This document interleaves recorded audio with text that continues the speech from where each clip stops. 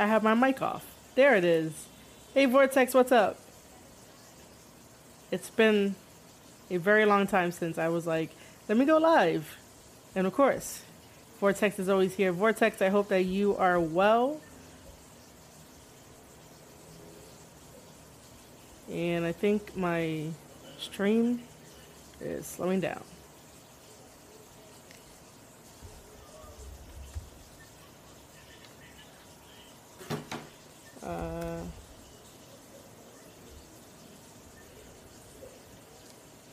It should be good now.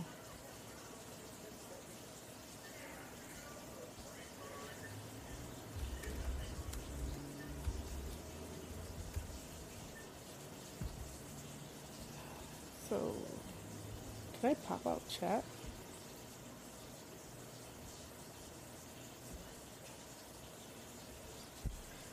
This is so annoying. Next time I'm leaving this in regular OBS. I am probably not going to use Streamlabs.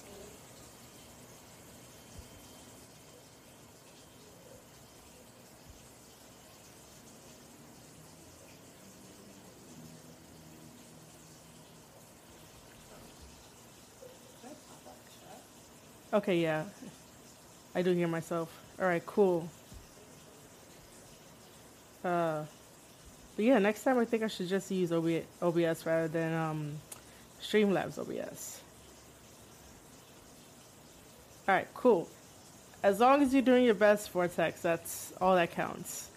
You have me and Ravage if you ever need anything or to vent and stuff. So, we'll be there for you. And it's definitely been a long time since I decided to want to stream. And Vortex, you're going to learn a lot about what I've been doing for the past couple of weeks.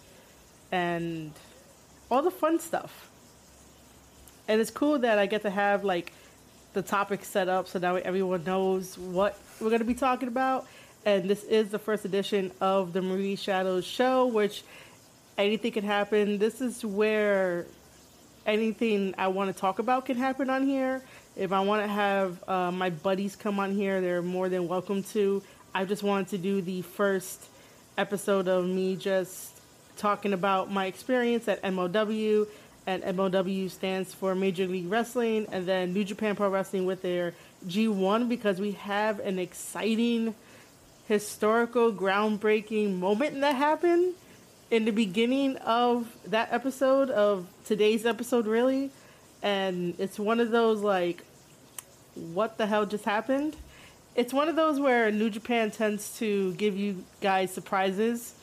I do think that the G1 in total is having successful matches and stuff. So it's very successful. It may not be a vintage G1 to you guys, but it's definitely having successful matches given the restraints that Japan has right now.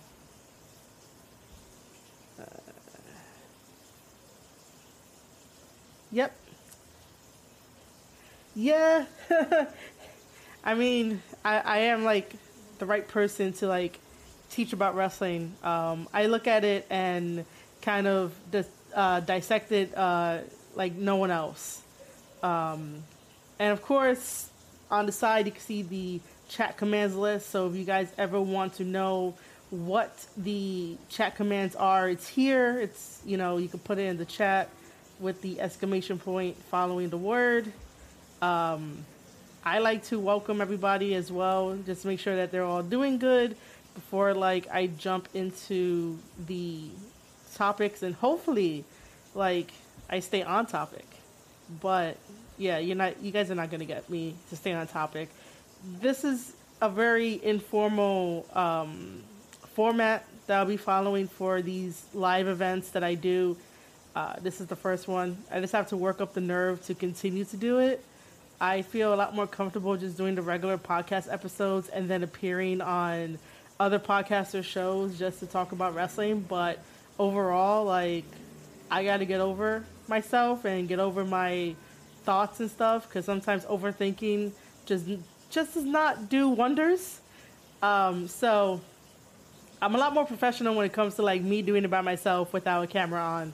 But this is definitely going to be unscripted and all puns intended, raw and everything like that. As you can tell, all my thoughts are scattered. I don't even have a game plan for this. I just tend to do things because I love this business. But I just tend to do things that make me happy and stuff like that.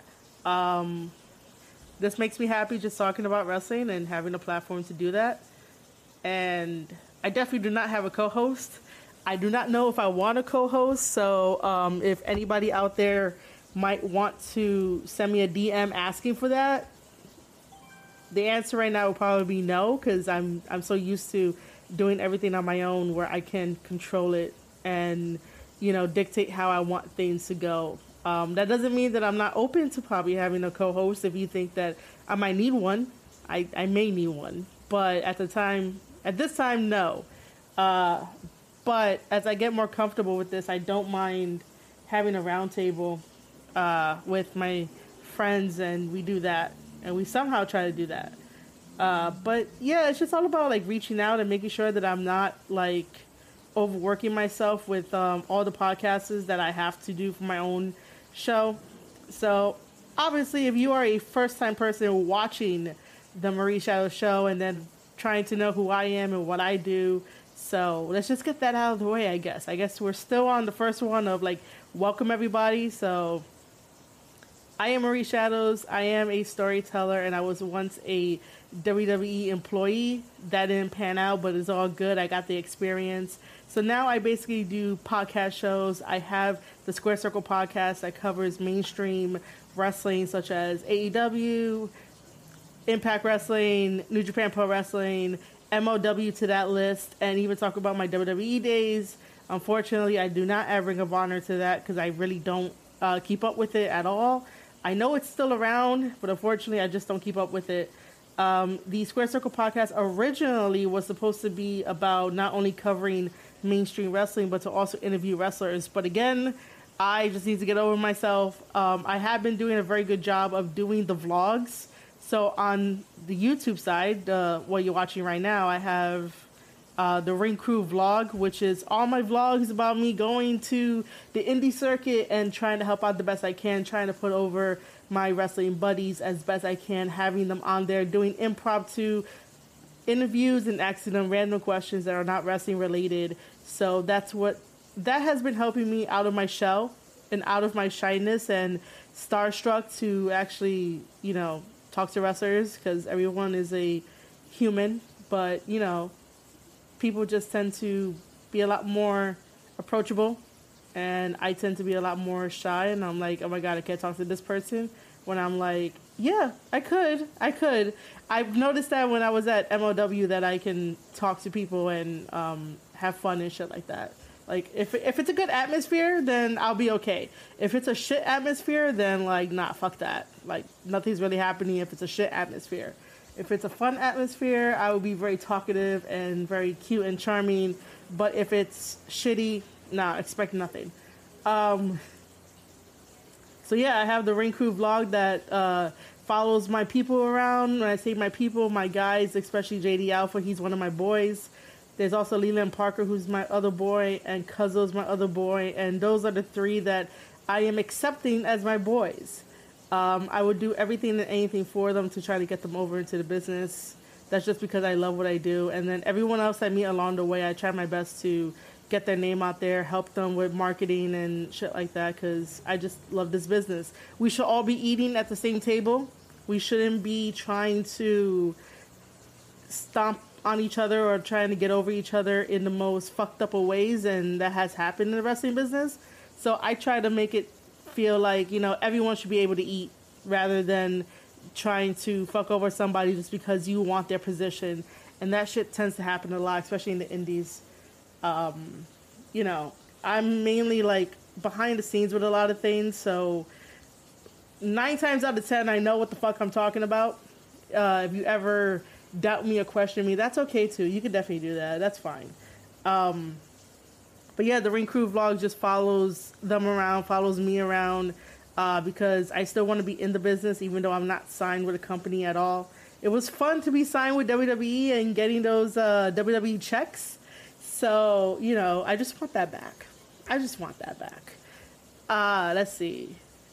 Aside from doing the podcasts and the vlogs, I also write my own wrestling scripts, and I have that on ravagelands.com. There's a blog on there that has a couple of my wrestling scripts that, there's one that WWE never wanted, and then there's other ones for AEW, because I believe AEW needs a writer system in some way, shape, or form, just because they need to have their priorities straight rather than, like, jumping all over the place. But that's going to be like a whole nother section for like a whole nother time. Because AEW just has like a lot of flaws that they need to fix and get over. And, it's happening slowly, which is progress, but half the time it feels like they take 2 steps. Hold on. Half the time they feel like, well, not they feel like, it feels like. Half the time it feels like it takes 2 steps forward and then like 4 steps back. And see, this is me stumbling over my words, so this is definitely like an informal thing. Like, I would have stopped this and like went back to edit and be like, just say that thing again, so that way it could be a smooth way. But, Not many people tend to talk smoothly. For some reason right now, I can't seem to talk. I could, but, you know, that's what it is. But I still think that AEW needs a writer system or something. And I'm not talking about, like, let AEW have the writer system very similar to how WWE has it, where it's so micromanaged and these guys are reading scripts. No, I've never felt that a wrestler should read my script and be like, hey, you got to say this or else. Like, no, who am I to tell a wrestler, hey, you got to say this or else? You know, it's my job to guide the character. It's my job to make sure that the character is getting over, the story is getting over, the crowd is into it. And if we come to a place in the character's story arc where we went into a corner, that's why I would ask them, you know, simple questions like, what are your strengths? What are your weaknesses? What are your goals? Because at least from there, you could bounce off and you can definitely be like, hey, you know, we backed ourselves into a corner.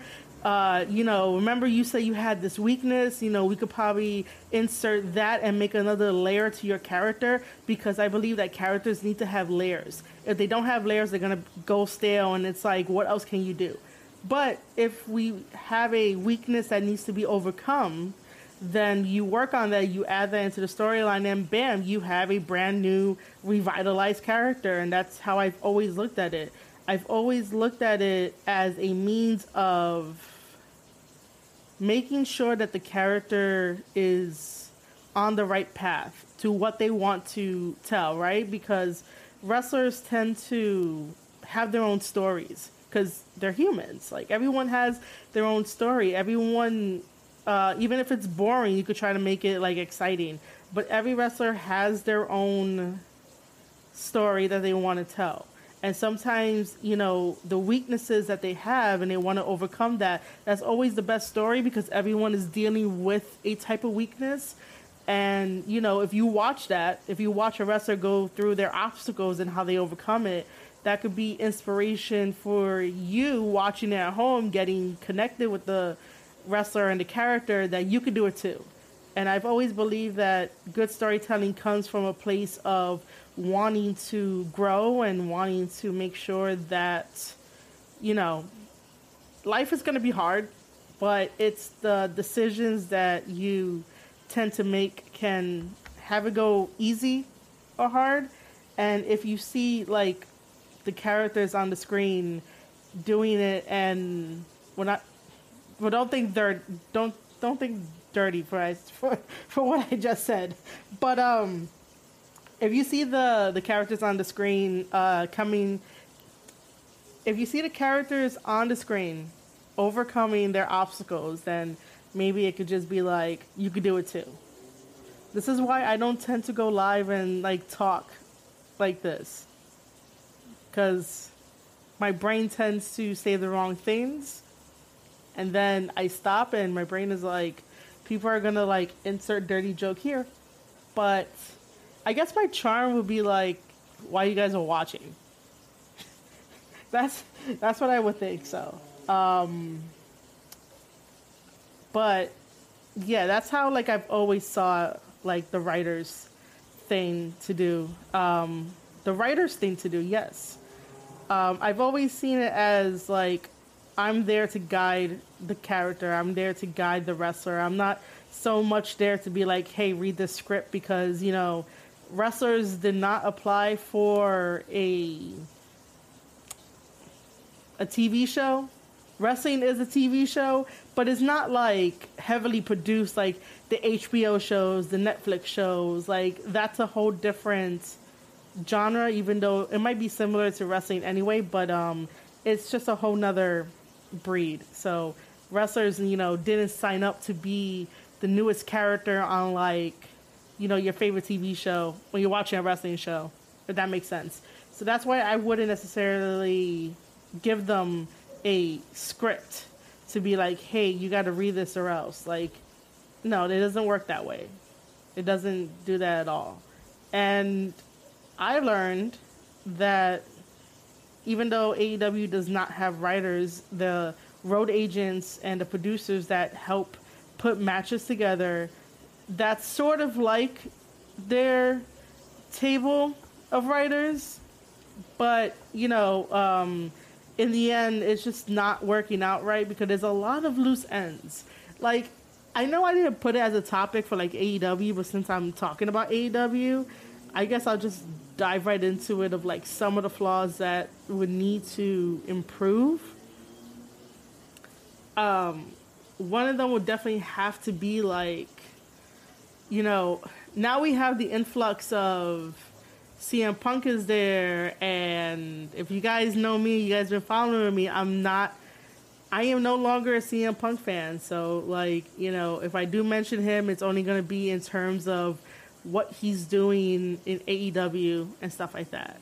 Now we have Bryan Danielson, the American Dragon, who's going to have probably the greatest run, his last greatest run probably. And then we have Adam Cole that just came in. And we have these three huge names. And sometimes I feel like, even though there's like this rotation of the roster, and the roster is so big that sometimes I think AEW fans forget that we have wrestlers who are there by appearance, wrestlers who are there that have signed a contract, and then I think I tweeted this out somewhere, but mainly we have like the ones who appear, they get paid per appearance. So they're not really AEW contracted because they don't have the all elite graphic to let us know that they are contracted, like really contracted. So technically, if you really think about it, to like the base fundamentals of like how many people are on the roster, it's probably not that much. Everybody says that's like it's like a high 100 and something, and that's because you see all these guys. But I personally would not count the guys who come in for just pay per appearance. I wouldn't do that. Just because I'm like, they don't have an official contract per se. So yeah. But AEW has this rotation thing going on where like, if you're not featured on AEW Dynamite, you're either on Dark or Dark Elevation or Rampage. I used to watch Dark and Dark Elevation. No. I used to watch Dark. Dark Elevation, I'm not really touching it at all. But AEW Dark was cool in the beginning. It was nice. And then now it's just like, these really long sets of matches. And I'm like, if I want to go to an indie show, I can see the same matches there as I would on Dark. Meaning the amount of matches that they have set up. Lately it's been looking like it's been shorter because they're on the road. But like during the pandemic, it was like 16 matches, maybe 20 matches. And I'm here like, if there's nothing going on, meaning like no story, no, I guess prep to like take this to AEW Dynamite, then like I'm not gonna be interested, because if it's gonna be matches, at least make it exciting. And if I wanted to see 16 matches, I would definitely go to an indie show.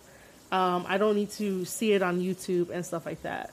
Also, the thing about keeping the shows on YouTube and not really advertising it, like, I think it's a big missed opportunity. Now, yes, AEW has been promoting AEW Dark, Evolution, and Rampage.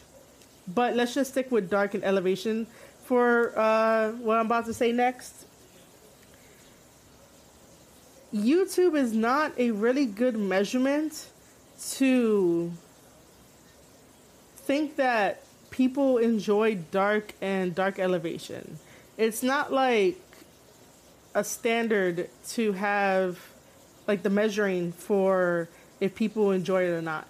Yes, I do see on my timeline a lot that people enjoy Dark and people enjoy Dark Elevation, but those same AEW fans need to remember that not everybody is on YouTube watching 24/7 wrestling. Like, no one is on YouTube specifically to be like, oh, I need to go watch AEW. YouTube is grounds for, hey, did you see that stupid video? And if you saw that stupid video, you're sharing it with your friends. You're not sharing wrestling with your friends via phone and text messages and, you know, maybe like video call or whatever to be like, hey, did you see that match? No, you're calling your friend to be like, hey, did you see that stupid person? Because in order to get famous and in order to get views and clicks and everything under the sun, you do stupid shit to get that. In wrestling, especially if it's like a TV produced, like AEW and the WWEs of the world, you necessarily will not have someone calling your phone to be like, hey, did you see the latest, you know, thing in wrestling? It may happen. It can happen. I'm not saying that it won't, but let's just say that like 95% of people in the world are on YouTube to watch other things other than wrestling. So the 5% on Twitter that is always like, oh, just watch it on YouTube. Just watch it on YouTube. You do know there's other things to do on YouTube other than watch wrestling 24/7. You can watch wrestling 24/7. Not saying you can't, but let's not use that as a way to be like AEW is putting on best hits on YouTube. And we could think of YouTube as like how can I say this? We could think of YouTube as like the fundamentals of like how to grow as a wrestler. But I will only say that if you're willing to make content rather than just wrestling and having it on there. There's also that other narrative too that if it gets a good reaction on YouTube, then, you know, it's grounds for putting it on AEW Dynamite. And I think that's a really unhealthy way of looking at it, because technically, yeah, the wrestlers that they signed to AEW are all indie wrestlers and they're learning the TV way. But, you know, at least have writers there to guide their character to make sure that they're over, and not just have them do it themselves with trial and error. And I know that people are able to go to all the coaches that they have, but if you don't have someone like myself who doesn't wrestle, I've tried wrestling, it's not for me, and I've accepted that.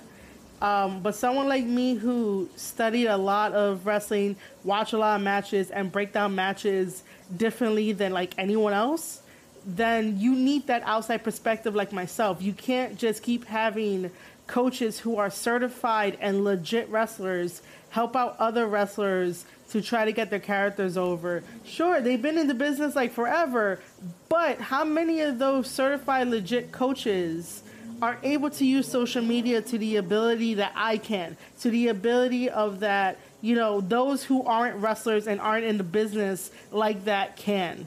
Like, I'm always pushing JD Alpha to use social media. Does he use social media? Not all the time. I have to kick his ass in order to do it. But he has put the effort in to try at least. And that's all that's needed for new wrestlers coming up. And I don't think that having a match on Dark kind of helps that, especially when it's on YouTube. Sure, it's on, you know, video on demand. You can definitely go back and watch it.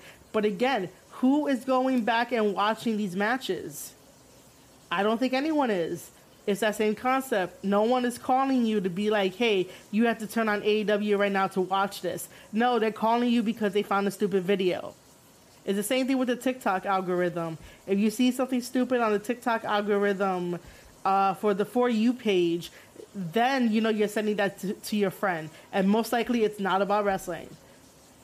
And I only make those comparisons because there's this weird narrative that goes around Twitter and that goes around AEW, and it's like the Bible, as if it's true. Give me 1 second. Oh. Anything can happen on my show. I just felt a sneeze. So that's why I said give me a second. Now I don't feel the sneeze anymore. I don't know what's happening. Anyway, wait, do I feel it? Come on.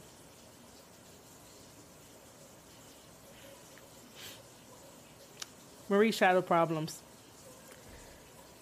Anyway, as I was saying, Jesus, man.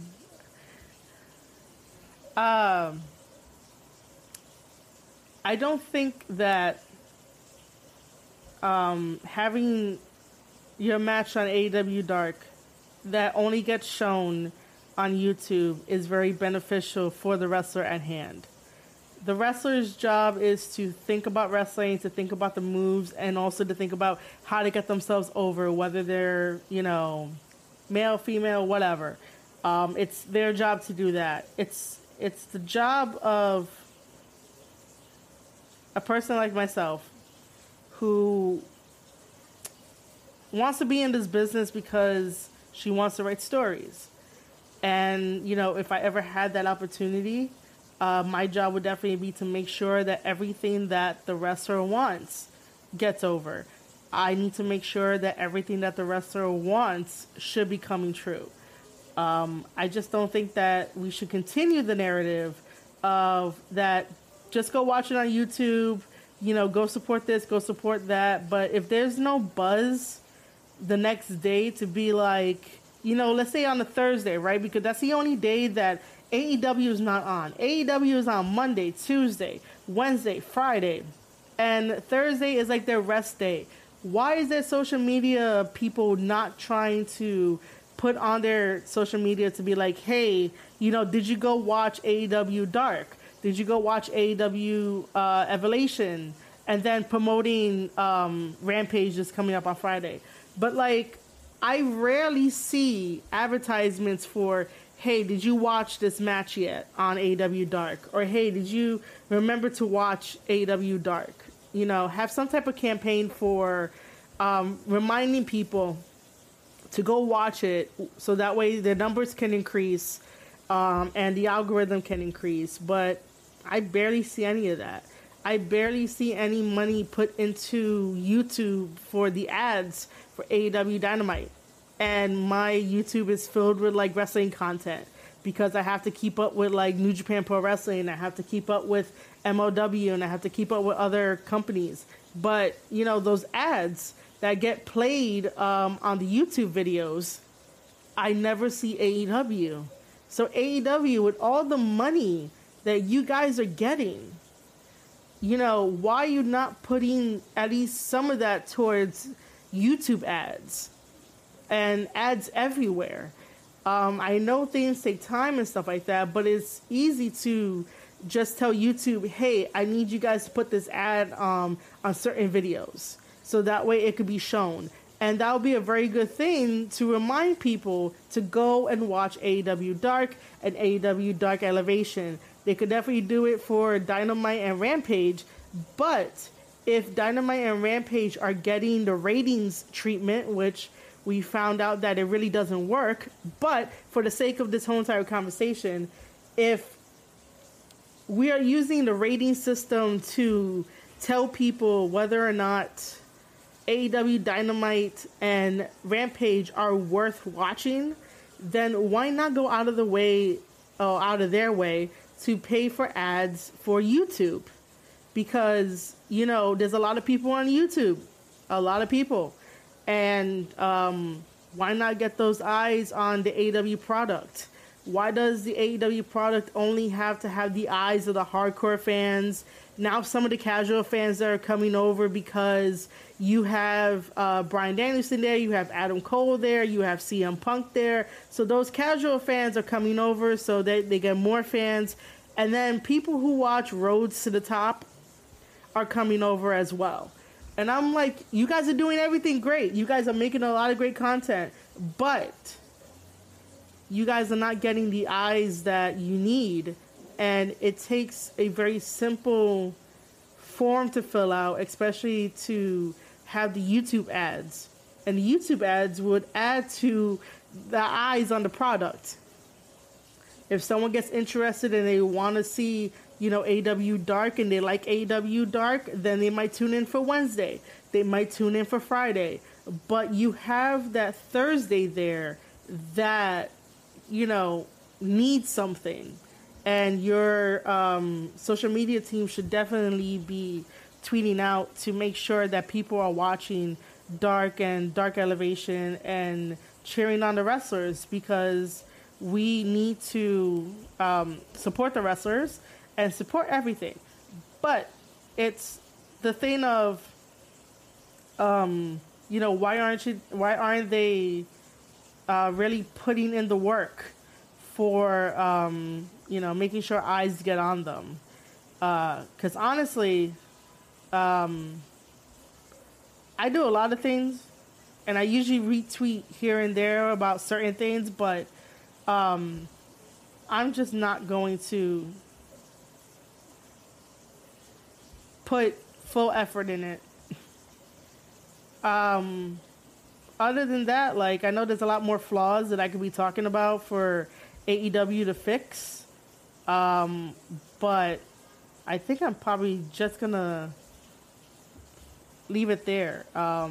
Because while AEW is new, you know, starting in 2019, they've did a hell of a lot. You know, they did a hell of a lot, but it still needs, to get better. And I hate using that phrase. I no longer like the phrase of do better, or just better. It's like, I really don't like that, just because of everybody on Twitter being at each other's throats to be like, oh, you gotta do better. You can't fail. You can't be a human being. You gotta be an angel and stuff like that. Let the person be whoever they are, right? Because we once had, you know, back in the day, we were like, you could be whatever you want. You could do whatever you want. You know, people fuck up. Life. Things happen. But I really do hate using any type of phrase that's like, do better, be better. That's why I try looking for like alternatives. Just because the discourse on Twitter has definitely soured that phrase. Hold on.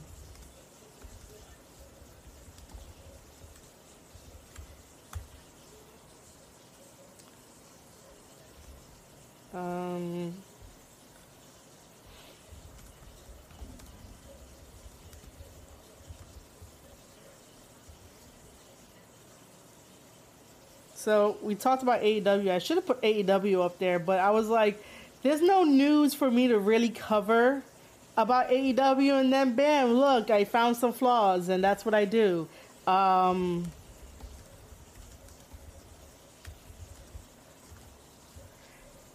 tend to find flaws in, like, you know, the things that I love, and I give suggestions on how to make things better, and stuff like that.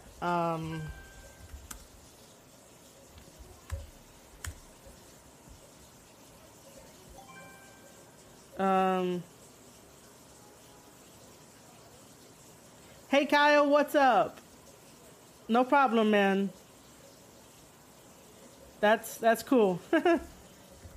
I'll be here for a while.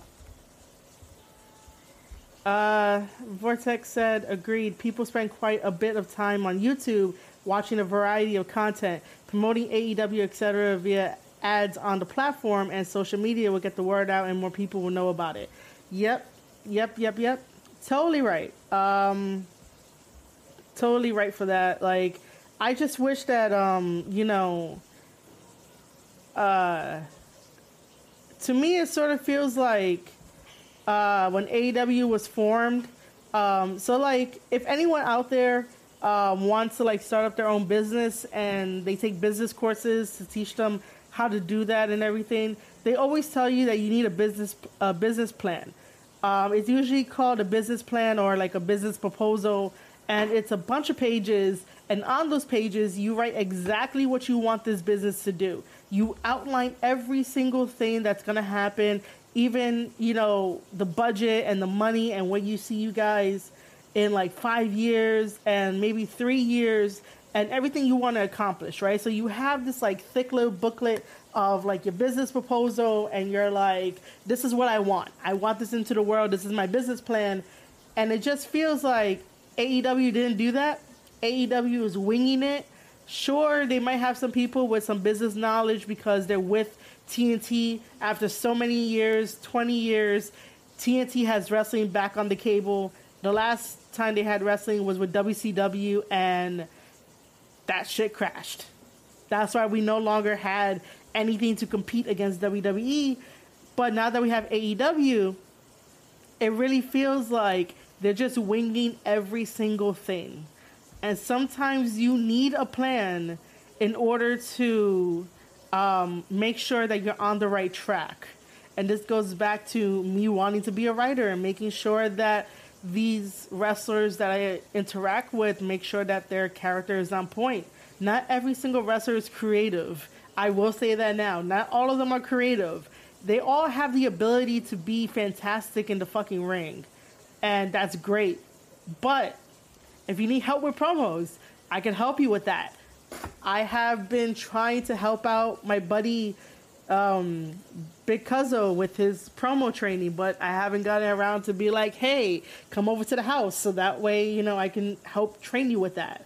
And that's not to say that, you know, he sucks, but sometimes, you know, people need help, and I don't mind, you know, doing the one thing that I love to help out, you know, the guys that I appreciate that put their lives on the line for me to, you know, wrestle and stuff.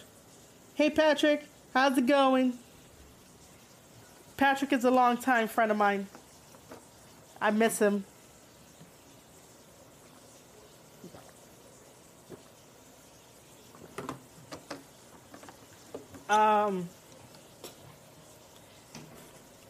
But yeah, that's exactly what it feels like. It feels like AEW doesn't have a business proposal / plan when they created this. They were like, we're going to create a wrestling company and it's going to be the best thing. And it is. It's just that, you know, half the time you need a little bit more guidance and everything, you know. Expanding your networks and expanding your personnel, you know, does wonders. And it's kind of, I don't want to say the word annoying, but, you know, I just want to know when they're going to expand their backstage personnel so that people don't have to wear multiple hats and, you know, people can do what they love. And, you know, sometimes you might find something else that you can fall in love with wrestling. That's why wrestling is so versatile. Awesome, Patrick. Awesome. And thanks for stopping by, man. You know me, I don't do like live events as much. So this is a very free show, a very different show from everything that I do. But yeah, what was I saying about AEW? AEW has its moments. AEW is good about making moments than any other company there is. They're really good at that. They know how to connect well with the fans in terms of like emotional stories and stuff. So they have that. But other than that, yeah, expanding their personnel. I'm waiting until they expand it because I would truly like to work for AEW, but you know, I'm not even on their radar.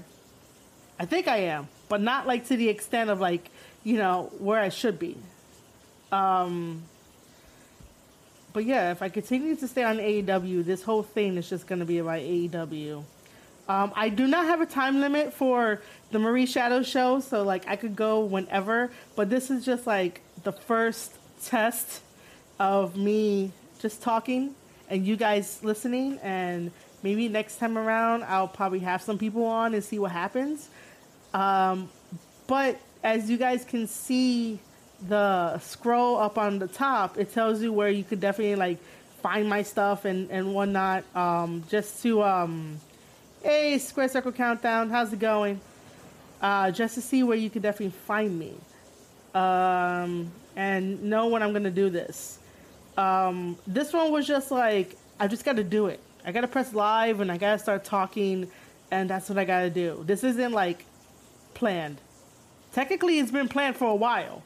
But what I can tell you right now in the middle of this stream is that Wednesday, I should be good to stream Watch Dogs Legion, the zombie DLC. So aside from wrestling, like I really wanted to stream the Watch Dogs Legion because it is my show, and anything can happen on my show. Hey, we got Jesse in the chat, and we also, yes, Jesse, I know it's you. I know. How long have we been interacting on Twitter? You're all good, man. Welcome. And yeah, I totally agree with that Square Circle Countdown. MLW is a great organization to be a part of. Oh, thanks, Vortex, for following me on TikTok. I didn't even know you had a TikTok, Vortex. Well, but then again, all right. So funny story, right? Like, I wish that my boy JD Alpha would have recorded this while like we were eating before we went to the MLW show. So this is gonna lead into, yes, Jesse, Discord and Twitter, but like Twitter mainly. But this little story is probably gonna lead into talking about MLW because I'm done talking about AEW at the moment. Like I said, AEW needs like 5 fucking hours to like fix their fucking flaws and the suggestions that I'll give them. Anyway, oh, cool, Vortex. All right, so it's. Oh, I'll get to that in a moment. Give me a second. Oh, okay. Well, Vortex, you're gonna like this story. So it's myself, is JD Alpha, and Ravage Dragon as well. So we stopped at like a little mini mart on our way to Philadelphia because we drove from New York City all the way to Philly. Man. So we stopped, we got Burger King, and JD Alpha asks me, how long you had your TikTok? And I was like, not that long, I just got it. And he was like, well, why'd you get it? And I was like, because Tama got it. And he gave me the only look. And I started cracking up because Ravage Dragon, who is my boyfriend, he got his for like a while now. And yeah, JD Alpha is hilarious. He has his moments. So Ravage Dragon has had his for like, you know, a good while. And the only reason why I didn't want to get it at the time is because he kept showing me really stupid videos that I was like completely turned off. And I was like, yo, I don't want TikTok. I want nothing to do with it. And then like, you know, months ago, I was like, oh, maybe it can help me with content. Maybe if I put up my wrestling content, you know, I'll get known more. I'll get more followers. You know, I'll put myself out there. And that's exactly what it is. And so Tama has it. And I was just like surprised that like Tama has it. And every time that Tama promotes his damn TikTok, he forgets about it. And for some reason, Tama has like ones at the end of it. So I went to go search TikTok and I found Tama's TikTok and I was like, oh, cool. You know, of course he has more followers than me because he's Tama, but I got it because of him. And I'm here like, oh man, like I should have got it because of Ravage Dragon, but no, I got it because of Tama. So yeah, we had that little exchange about like, you know, why I got it and like who made me get it, and it was Tama, other than Ravage. So after that, we get back into the car and we drive to MLW, and we got there a little bit late, so like I didn't get all of the media press scrum and stuff like that, but I did manage to get the video of Hammerstone and doing that, which I probably should play that for you guys in a little bit. And Myron Reed was there to take questions too. I couldn't get in any questions because I didn't know like who was gonna be there. Like they didn't give me a list beforehand to be like, oh, these are the guys that we're gonna have to be there. I do know that I felt really bad because even though I said some facts on Twitter about why Jacob Fatu is going to retain the title. Spoiler alert. Sorry, I'm not going to say anything else. But, you know, just siding with Duke. If you guys don't know, Duke has his podcast called Duke Loves Wrestling podcast. I was on it. I should know this off the top of my head. But, yeah, I sided with Duke on the main event, and now I feel bad because I felt like I talked shit, and now I'm gonna have to make a podcast about it and be like, I'm so sorry. But yeah,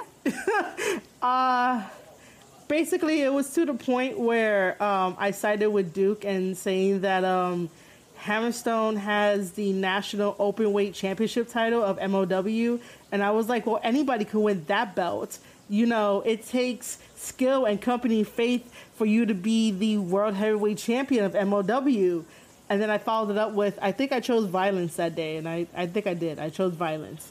But other than that, Square Circle Countdown has a question. Which match did you think stole the night this past Saturday?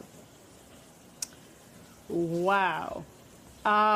So this past Saturday was MLW FightLand. You guys will be seeing the main event on Vice. And then I think you guys are seeing some other matches too that same night. So October 7th is when you can see the main event. Do not skip the main event. The main event is probably the best match on the card. It was really good. I enjoyed Davey Richards versus Bobby Fish. That was a really good match.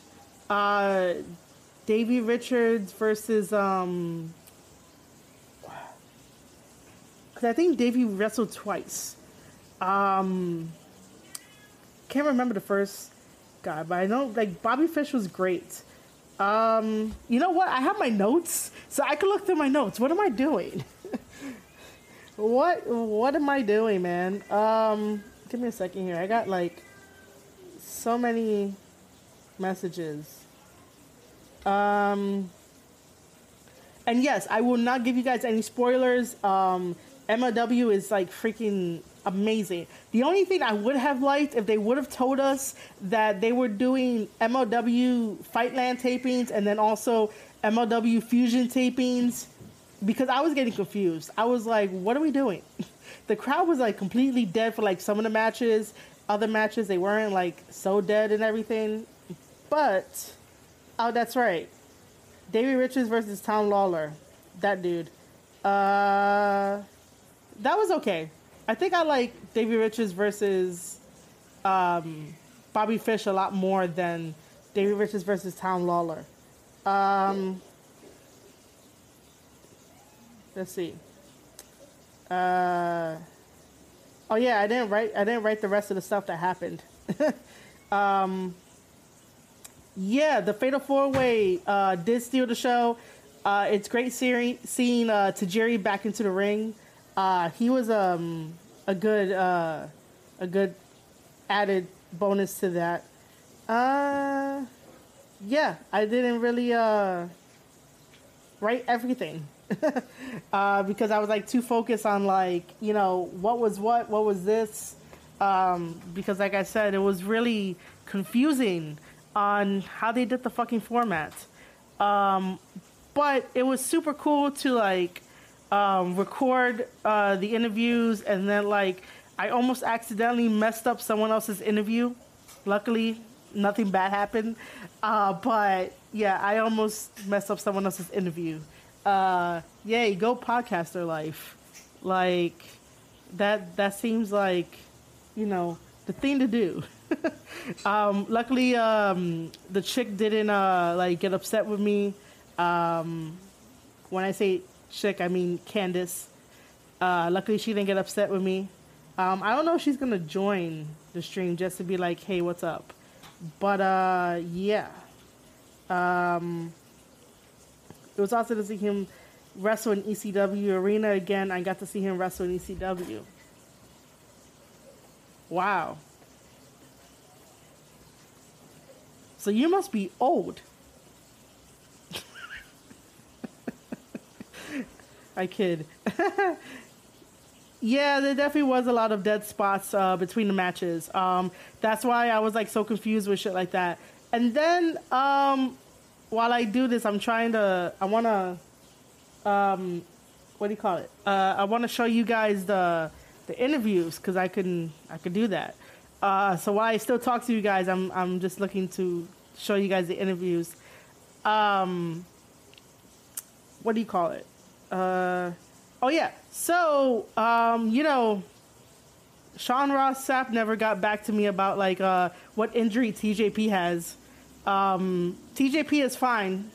Like, this guy was not like walking around or limping or anything like that. 38. So TJP is fine in injury. Nicole Savoy was the one that broke the silence on like what actually happened during the show, which was super weird. So like, she had a really good match with Holidead, and I guess at one point during the match, Holidead like kicked her so hard in the sternum that like at the end, I guess after when, spoiler alert, Nicole won, you know, she was left in the ring, and there was this like really awkward atmosphere, this really heavy atmosphere. And we were like, what the fuck is happening? Why is she still in the ring? The doctors come in to check on her, and they call the ambulance and they take her to the hospital. So luckily in her tweet, she said that it was just a bruised sternum and like nothing else. And that's a really good thing. Sean didn't break that. Nicole broke that. And then the other injury was that, well, it could be a possible tweak. Not so much of a like injury per se where the person's gonna need surgery, but when you guys watch the Hammerstone versus Jacob Fatu match, Hammerstone does tweak his knee, and he does show a visible limp. And you know, he tweaked his knee on a move that he does every single time. And those moves that you do every single time, the tiny moves, they tend like, the body is weird, okay? And even stepping into the ring and doing those moves constantly, it's fucking weird. Sometimes you'll get your good days and your bad days. I think he went for like some type of jumping kick, and when he came back down, he just like freaking tweaked the knee. And he put a picture up on Twitter where his foot was swollen. And, you know, most likely he probably just needs to like elevate it and stay off it for a while, and he should be good. I don't think he needs like any type of surgery. But again, Sean didn't break it. You had Nicole and Hammerstone breaking their own injuries per se. And, you know, half the time I really think that if you are not at the show, if you are not covering the show, then don't comment on things you don't know. Other things that are legit, I will confirm. Other than that, if you're not there and you have your buddies there, like, you know, wait until the official word of the wrestlers, so that way the whole stigma of like the dirt sheets can like go away. Like, there needs to be some type of fucking credibility when it comes to like reporting on stuff like that. But then again, I'm in a different boat because I am not going to go to my wrestler friends and be like, hey, give me the latest scoop, you know? I'm not going to do that.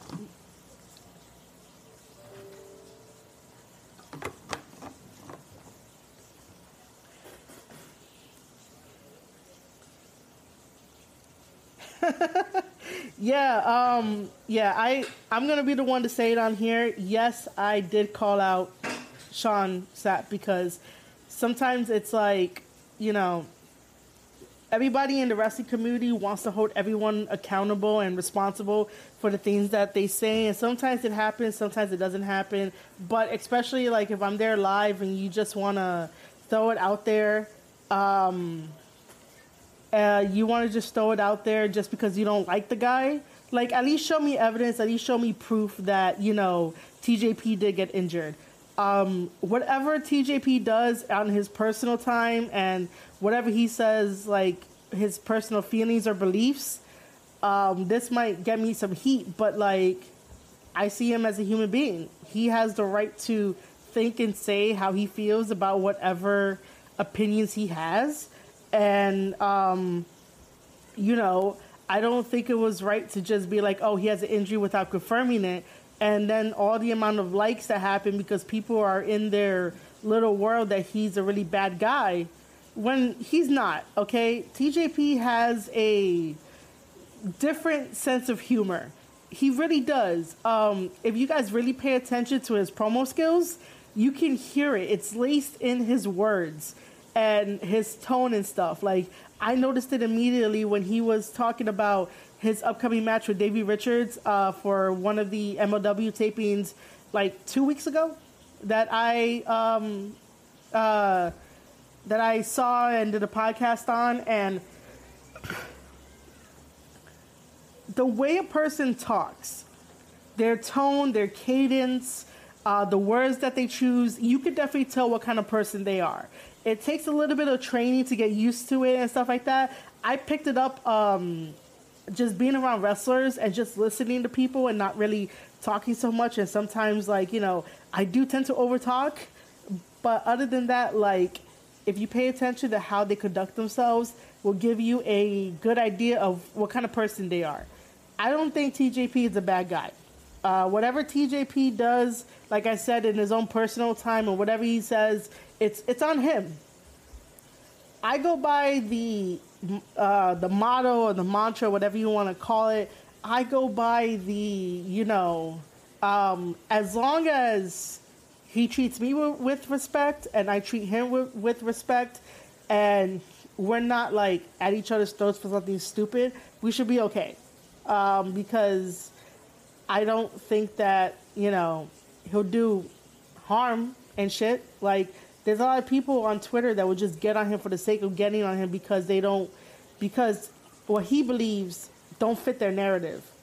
But aren't we supposed to be accepting of one another, right? Even if we have differences?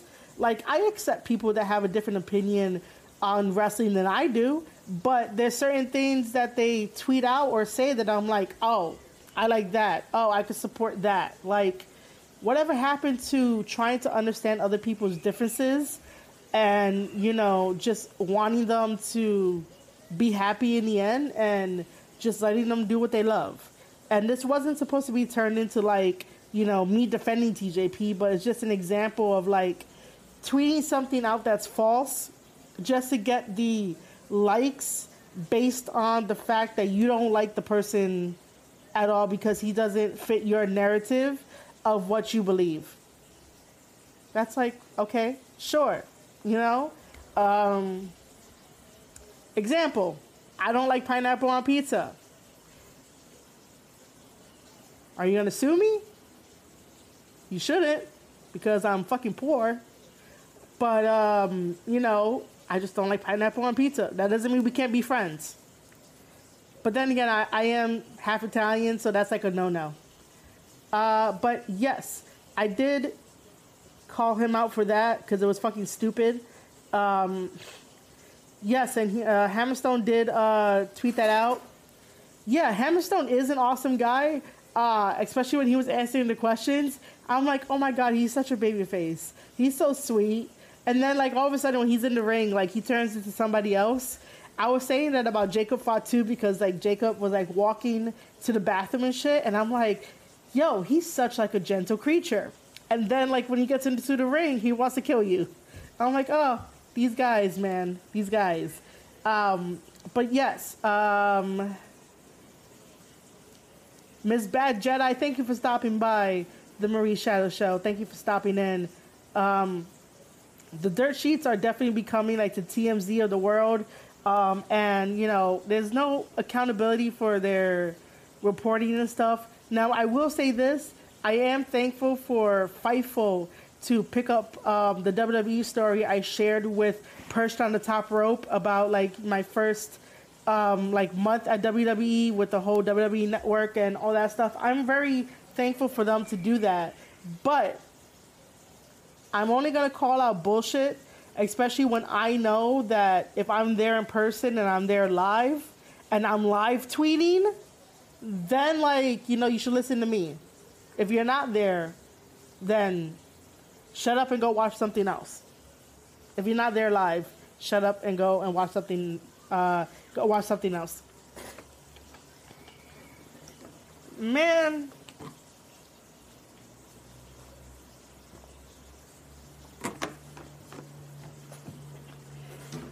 Jacob Fatu did a freaking springboard moonsault like a fucking luchador, and I popped.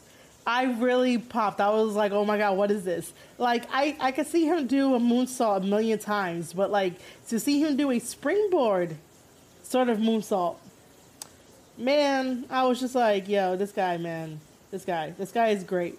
And he's like young too, so it's like, you know, amazing. But yeah, I should definitely find you those videos.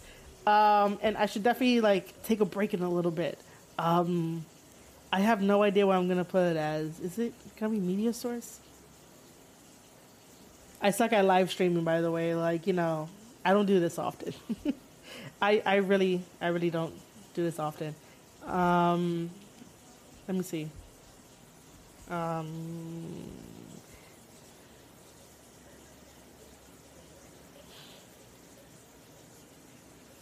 I did not get there yet, but thank you for telling the world. Yes, Jacob Fatu did hit the Van Daminator, but Ms. Bad Jedi, we're getting to the G1 in a little bit. But yes, I'm gonna have a lot to say on that. But first, I gotta get you these videos up because I want to share them with you and on this stream, and then I will take a tiny little bit of a break.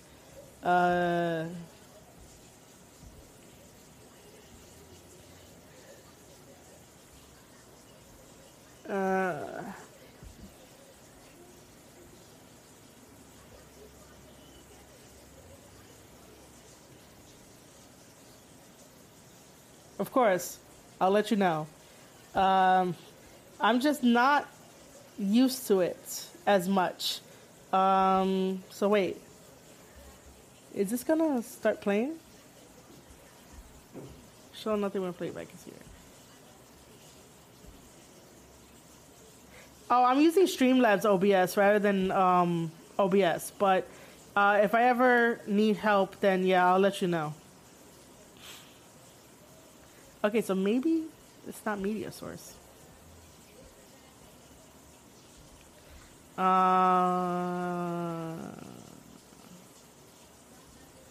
Alright, so you know what?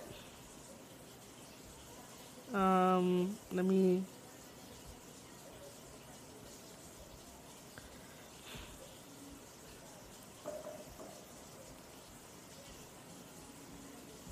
Let me do this instead.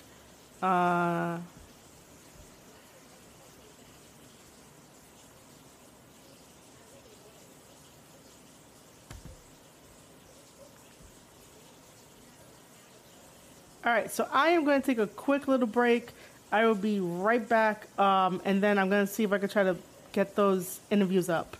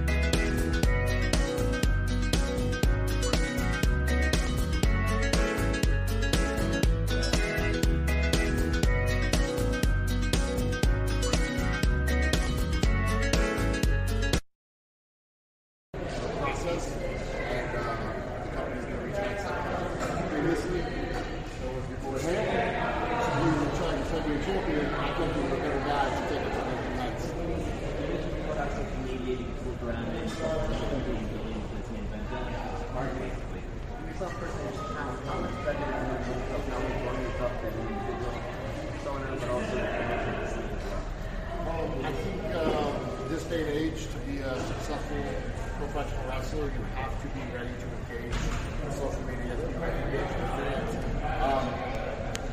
It doesn't matter if I'm having the best wrestling matches in the world. If I'm not a team player who wants to grow my brand and the brand of this company, then I'm not that valuable. So I've done everything I can to help facilitate that process and to help kind of ride the wave that is the buzz of social media, because we all catch fire for different reasons, you know, and when you got it, you got to take advantage of it, and I just want to continue to use that buzz to help grow this brand to the place I think it deserves to go. Definitely trendsetter and trailblazer. What do you feel like you brought that next level of your hair? You know, I was this close to wearing a flannel shirt to the match.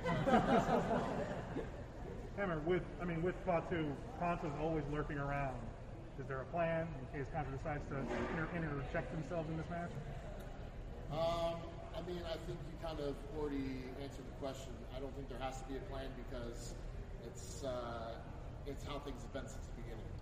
It's kind of been the uphill battle I've been fighting this whole time, and to think I'm going to get a 100% clean fight would be me kind of being the idiot. So the game plan is the plan that's always been: have eyes in the back of my head and bigger muscles than everyone else in the right time. So you're one of the faces of MLW, but tonight you have a chance to be the face. Are you ready to shoulder the company on your back? Because people might be modest, say, "Oh no, it's a team effort, right?" But come on, man, you're ready to take MLW on your back. You got a big back. It's something that on day one, that's what I want to do. Not from an ego standpoint, but just from that, those are my personal aspirations. So, honestly, I'm ready for the challenge. I think my biggest concern is getting the M4 security 2 championship belts. When you win the world championship tonight, are you willing to unify the championship or defend it separately? You know what? I'm a big believer in not hoarding opportunities. I'm gonna have to cross that bridge when I get to it. But whether I want to maximize the championship opportunities for everyone in this company. And we have a lot of really hot young talent come in who are hungry to get their opportunities. And so I can't say exactly what I'm going to do, what decisions are going to be made, but I definitely don't want to take a championship belt off the table for people that are vying for those opportunities. Alex Kelly is here tonight. You mentioned something in a recent interview about how you're on the team with wrestling. Coming from the aspect of that and being a part of that dream list for wrestling, how does it feel to be that, and then also the potential of maybe wrestling Alex Shelley down the line? It's a huge honor. The first time I met Alex Shelley was actually probably about a year ago, and he gave me that reaction very genuinely in person. He almost acted like not a wrestler but a fan of mine, and it was really cool because he's someone I looked up to. And now I'm getting to that phase where a lot of the guys who I looked up to getting in have become fans of me and vice versa. And it's just a great honor. It shows that all the hard work I put in is paying off, and that I learned my craft well. So you're definitely in great shape. You said you've worked really hard, 2 days in the gym, getting ready for this moment too. But when it's all over, your team is ready to win both titles. What's going to be the tonight? I haven't had a drop of beer in over a year, so I gotta say, we're either gonna have. What type of beer? I don't know. Is Kill Lifter popular in this part of the country? Who knows? I don't know. Whatever it is, it's just a vessel to getting drunk. And whether that's a drunk celebration or a drunk pity party, I think it'll probably be happening whatever they're having. Listen, you're the A side of the main event. The B side is Fatu, the world heavyweight champion. What do you think is going through his mind, looking at you coming in as a hot challenger to his belt? It's like I said, I think Fatu's thinking, do what he's always done, he's going to get what he's always got. I think he's had some incredible competition, but nobody quite like me. I think he's looking at this as just another title defense, while I'm looking at it as the most important match of my career today.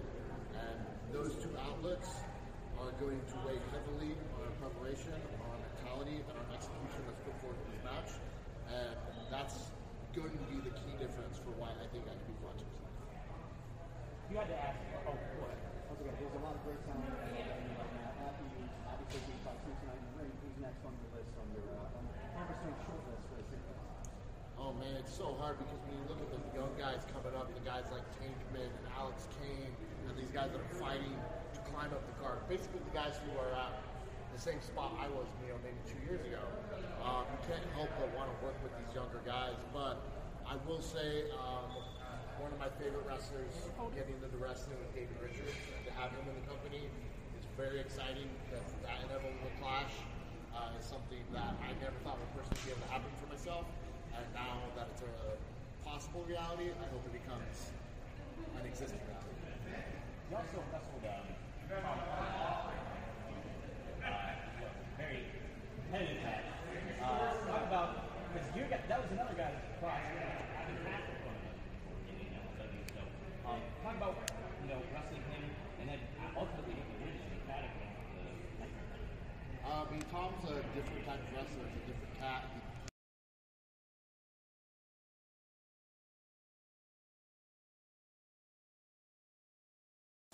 Okay, we have that. That was the end of that little mini interview.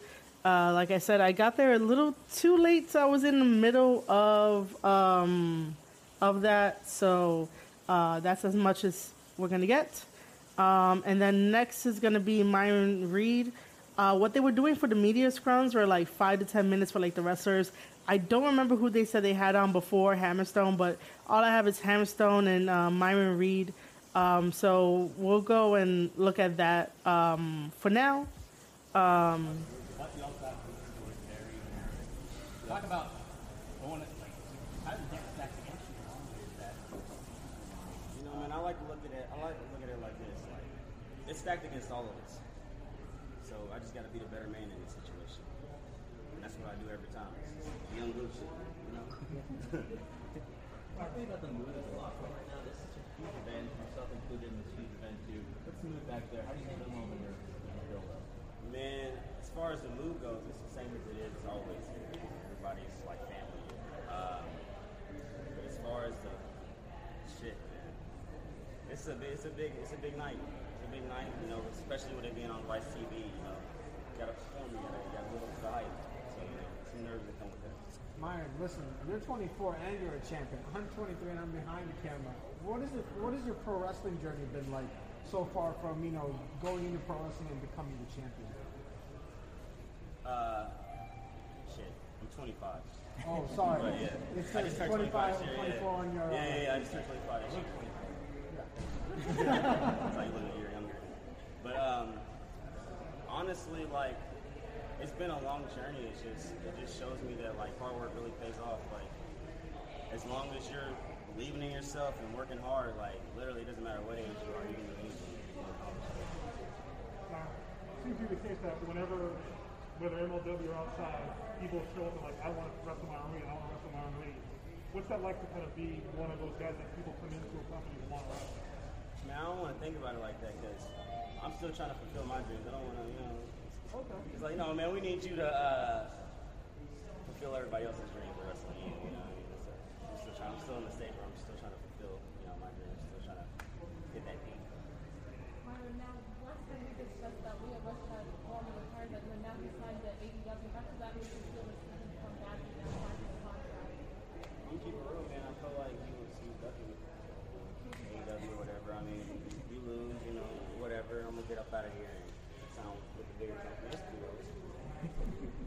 Myron, being so young and in the professional wrestling industry, who do you think you either do? Do you think you have your own style of wrestling, or do you try to emulate somebody? That's a good question. I've been doing this for almost 6 years, so like I'll probably say like the first 2 years it was more of like just wrestling your idol. So you're like, shit, I'm trying to play them. Like, but once you get to the bigger stage, you start to realize like the more you separate yourself, the bigger opportunities are going to be for you. Like if you're looking like this guy or wrestling like this guy, they're like, okay, well if you want this, then I can just get this guy, or you know what I mean? I can have this guy on my show. You know, so you got to be different. It's definitely a must. A quick follow-up, you know, the term middleweight is famously associated with the former MMA champion Anderson Silva. Do you look at him, to, you know, in a sense, emulate his stances?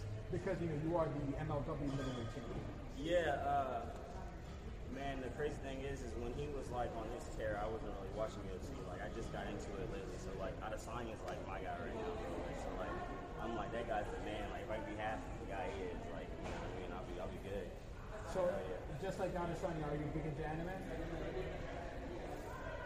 Not really, but like one of my friends turned me on to it, so like I started watching this, like it's called like Bakugan or something like that. Yeah. I don't know how I feel about it though. Like the first couple episodes were like weird for me, but like after that, it's like it's slowly getting. I might have to do it. With the Albert Cup tonight, is there anyone in particular you're keeping an eye on, or you just keep an eye on the tournament? Man, there's so many good wrestlers in that tournament, bro. Like I just want to wrestle all of them. Like I want to just show what I can do against anyone. Like different style, same style, doesn't matter. For all your hard work, you proved that you deserve to be on the stage because you've earned it, though. So what's the routine like to get ready for something like this? You mentioned what they're nervous going to be part of it, but what do you do to get yourself settled down so that when the lights do shine, you perform the best? I'll have like shows like I'll be like 2 years and I'll go to the show and like I'll go out there and I'll be all nervous and stuff. And then like I'll go back and I'm like, yo, you just took like 2 steps back. Like you're supposed to be progressing. But now I just tell myself like this shit's way bigger than you. So like you're not just doing it for yourself. So like I can't be selfish, you know. I gotta put put in the work regardless. Besides professional wrestling, you've been dropping music, you got music coming out. How does that make you feel for everybody to hear? It's awesome. Like I'm just doing everything I love to do. Like, I mean, they say you only live once, so like, just do whatever you want to do. Like, You gotta make a diss track or anyone lost it. LAX. LAX. They talk a good game. All they do is come with that fire back. You talked about, last time we talked, you mentioned having that fuck 'em attitude. Yeah. Bringing that into, you know, this kind of new era almost of MLW with Vice TV and everything like that. Do you still kind of really go about that mindset, or has that kind of adapted, especially too with your good life changes from the personal perspective as well? Yeah, but like I feel like if you go about it professionally, like you definitely got to stand up for yourself. You got to have some balls, Right. But like definitely go about it professionally. But I still stand by that. How do you balance the aspect of, you know, social media is a huge thing nowadays. It's helping promoting your brand, but also the brand of MLW. How do you balance that up for your career and also for your personal life? Honestly, social media is a lot. So like, especially when it comes to family and stuff like that. Like for me, I just try to like, when I'm on social media, I'm liking what I see for whatever I'm on. I'm posting like whatever I need to promote for the day. But like other than that, man, like I try to stay off and enjoy my kids, enjoy, you know, fiance and everything like that. Well, you know, after tonight, you know, if you emerge victorious, where do you think is the next step for you in this company or possibly elsewhere? Right now, it's not really if, but when I go up tonight, when I win tonight, I just want to wrestle whoever earns it the best, you know, do what they got for them. Take them down one by one like a domino.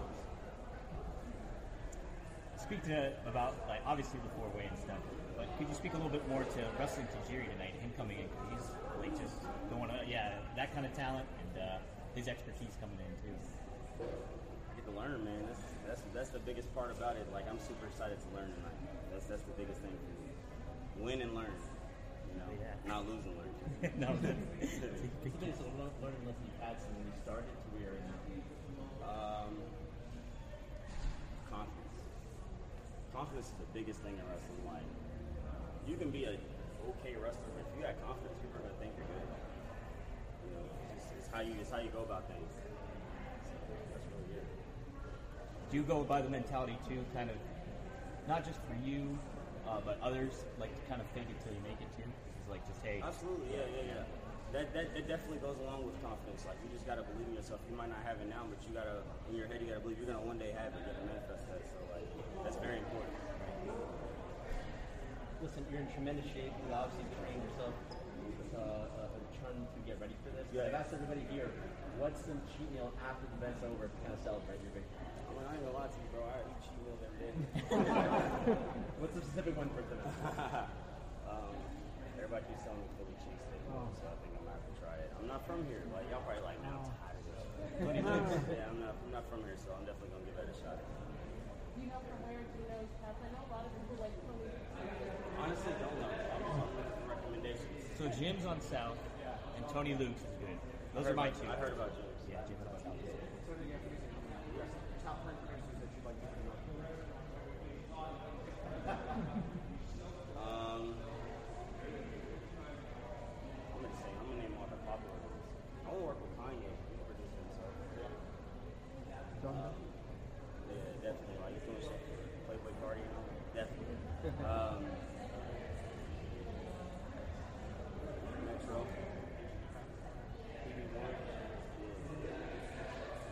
Listen, with your, like, you know, with what he said, following up with the, how important do you think building your brand outside of pro wrestling is with your, with you being so young? It's a learning experience. It just teaches you how to run a business. Like, for me, it's important, super important, because like wrestling's my job. So like, I got to take it super duper serious. Like, I quit my job like a year ago for a reason. So like, it's like I can't slack. Like, who's gonna pay the bills? Talk about your passion of wrestling and music. I love doing what you're doing, two passions together. How does music and wrestling always have a link together for you? Yo, like, so when I was younger, before before I even started wrestling, I was like going backyard wrestling stuff. But like, what inspired me to do that was watching music videos of wrestling, whether it was wrestling, other backyard wrestling, or like PWG or something like that. Like, that's what I was watching. I was like, I was already a wrestling fan. Like, I gotta do this. I thought that you just had to be super jacked and go to the WWE. But once I found that, I was like, okay, I gotta start from the bottom, but get there one day. What video games have you been playing recently? I'm gonna lie to you. Before I stopped, I was playing Star Wars Battlefront 2, but my PS4, like, they kept like getting too high. Like every time I get on it now, it's like 25 minutes. It's like PS4's hot, so like I can't even play it. So like the last month and a half, I've been working on highlight videos, trying to get better at graphic designing. Like you never know. Like you never know once. So you're creating your own highlight packages, dropping them on Instagram, YouTube. Yeah, so if I'm working towards that, while I'm 25 and I get 45, 50, and I'm like super duper good at this shit, I'm like, I can go behind the scenes and just, you know. Yeah, that's the way to do it. Cool, thanks, Mark. Hey, man, thank you guys for having me. Thank you.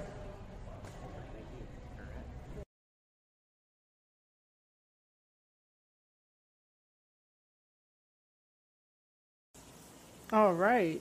I forget how long those things are. Like it felt a little bit longer. I can't hear it. It's not playing through like my speakers, but I know you guys can hear it. But other than that, of like the two interviews I was able to catch, it was nice to actually meet Alicia Atut as well, and you know just tell her that I'm proud that she's got into the ring and learned how to wrestle for like a little bit. And stuff. So I told her that just because. And it was nice just talking to her for like a little bit. It was cool. I have a picture with her. I put it up on the Twitter side. I also took a picture in front of the ECW mural where it's like it's in the men's bathroom. But everybody goes into the men's bathroom in order to take a picture of the wall there. And I thought it was like where the locker rooms are at, but no, it's in the men's bathroom. Overall, the experience working with MLW has been fucking great. Everyone was cool. JD Alpha knew everybody. Of course he does. And one day I would like him to wrestle for MLW as well. You know, there's people that I knew that was there that were managers and wrestlers. It was great to hang out with Homicide again. Homicide's a cool dude. And even hang out with Julius Smokes. He's also cool. There's also Tristan Tai, who's part of Contra. He's also a good old friend of ours, and it was great seeing him because I miss watching him wrestle. He's a really good, talented professional wrestler who's of Asian descent. You know, for me saying that he's a longtime friend, I don't even know what exactly he is. But then again, if his name is Tristan Tai, then I'm guessing he's like Thai. But don't quote me on that. But he's a good person either way. I like enjoying the time that I had when we were all together years ago, wrestling for different companies here. But like I said, I don't wrestle, but I follow these guys. Yeah, there was some pretty cool guys there. Square Circle Countdown was definitely there too. Our meeting was kind of interesting, where we sort of like looked at each other. We were like, "It's you, and it's you," and it was like, "Yeah, we were there." So I got to sit where Hard Cam is at, and that was like super cool because they give you like the lounge, but it's not really a lounge. And, you know, I would have been fine there, you know, with the angle that I had. Like, it wasn't too bad. Nothing would have gotten obstructed. But Mike, who's, like, the super cool, I guess, events guy that's there, you know, asked me and my team if we wanted to sit there or sit up front. And we were like, I would love to, like, you know, sit up front. So we were able to sit where the hard cam was at. And then the funny thing, too, is that if you guys saw my tweet about me tweeting out the A+ boobs that Philly had, Big Boob Girl found my tweet, and she retweeted it with a photo of hers and said that she felt like this tweet is about her. And I was like, I am so guilty, you found me out. So that was a pretty cool, interesting interaction. Luckily, she was cool with it. That I was just like, yeah, these girls here have like A+ boobs. Like, there was just something different. It's not like New York chicks in a way, where they tend to try too hard, to try to be sexy and to try to be themselves. But that's not the point of this live stream. But other than that, the MLW FightLand taping experience was definitely something different. It's very different from AEW, and I went to the Dynamite in Newark. By the way, the Prudential Center is the most stupidest, suckiest center around as a venue. Really stupid. You guys gotta change your outdated policies. So MLW FightLand was really nice and welcoming. Everybody was cool. I would love to do it again. Most likely I'm going to do it again. And just interacting with them and like see how far I can help them out with things. MLW does not get enough coverage, and that's totally fine. I am ecstatic to be covering MLW as a female in this business. So, you know, I don't care. I'm taking all the opportunities that I can, and, you know, I'm going to break down matches and give suggestions and, you know, do it my way. Because when you do it your way, you tend to be a lot more happier and a lot more loving the product that you love. And the product for me has always been professional wrestling no matter what. And now we could definitely move into New Japan Pro Wrestling, the G1 31 Climax for today's episode. I'm not going to go back to talk about the other nights. That's going to be a whole nother live stream probably, and maybe some individual podcast episodes on the Square Circle podcast, both in audio form and in video form. But I'll plug in my stuff at the end of everything. I guess at the end of like Q&A. Man, did New Japan decide that this was going to be the night that they decided to put it for free? Yes, ladies and gentlemen, you did not have to get a subscription to New Japan World. If you guys go over to NJPWworld.com and get a subscription, it is $9.99 a month, and it's definitely way better than the WWE Network. So, you know, this time around, you could have watched it for free. I'm guessing the whole entire show. I hope they didn't do like just the 30 minutes. But it's a free show that you get to watch. It is to encourage you to buy the subscription. I highly recommend you buying the subscription, so that way if you need a New Japan Pro Wrestling buddy to keep you up to date on New Japan stuff, you got me. You got Marie Shadows. You got the Storyteller. So you guys should probably go do that. I get no commission from plugging New Japan in. I just love New Japan Pro Wrestling because they make sense in their storylines. They make sense in their storylines, and I am able to articulate and tell you guys what's happening with the stories. And Kevin Kelly and Chris Charlton does an amazing job as commentary, and, you know, they help me out to understand story, but I take it a step further to be like, all right, let's break it down to the very bare bones of why we're doing this and the actions of the wrestlers of why they're doing what they're doing, with the moves that they're doing. If you guys have not checked it out yet, I did do a deep dive between Tama Tonga versus Sonata in their G1 match not too long ago, so go check that out because I really dive deep. And when I was on Tama's Island, you guys can go over to Tama's channel here on YouTube to go check that out. I basically agreed with him that, yeah, I could definitely see Tama versus Sonata as a full blown out feud, to have Sonata, like, I don't know, get fired up, you know, be interesting, because sometimes he's not interesting and other times he is, depending on like who he's facing. Like Sonata versus ChAsE was a very good match. And speaking of ChAsE, I guess this is going to be my segue into the opening part of New Japan Pro Wrestling, the G1 31 Climax. Chase Owens had the biggest match of his fucking career, taking on the ace Tanahashi. Tanahashi is a fucking legend. We're not going to deny that. And Tanahashi has done so much for this business that it's like, it's Tana, right? It's Tana. Who doesn't want to go, like, grab a burger with him and then also, like, go to his stylist? and then I guess play air guitar, even though I don't know, I feel weird about playing air guitar, but I'll shut up about that part. But ChAsE has a very good match with Tana. Back and forth was good. The counters were good. It felt really good. And I know Tana was probably like at ease because whenever he faces Bullet Club is everywhere and anywhere, and Bullet Club uses the numbers to their advantage. But this was a very clean fight and a very clean win. I had no expectations about like if ChAsE was going to win or not, but he managed to pull up a victory. I should say pull out a victory rather than pull up a victory. Yes, I have great control of the English language. But ChAsE managed to get a victory over Tanahashi by doing his finisher.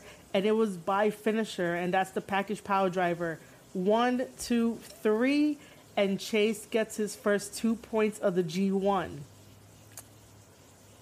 Now here comes my conspiracy theories. You guys gotta like sit in for this, make sure you have snacks, and make sure you follow along with me. Too bad I can't like use the whiteboard and be like, someone draw this out for me and let's do this.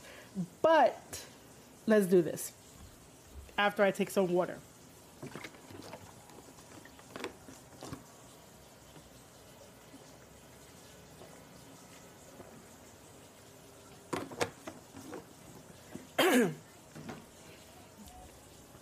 Oh, by the way, I am wearing a JWhAT t-shirt right now for this live stream, which is very fitting. Very, very fitting. Anyway.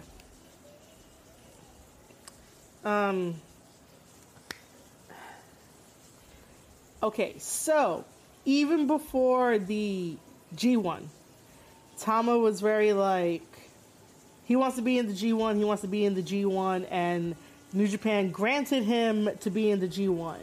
And Tama has been fucking phenomenal during the G1.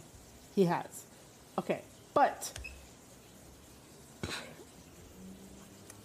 for a while, Tama has been saying, why is JWhAT not in the G1? And then JWhAT having his comments about, you know, cutting people from the group and doing this, and that he calls the shots and all that kind of stuff. And, you know, Tama was like, you know, yo, remember, like, who brought you in and shit like that.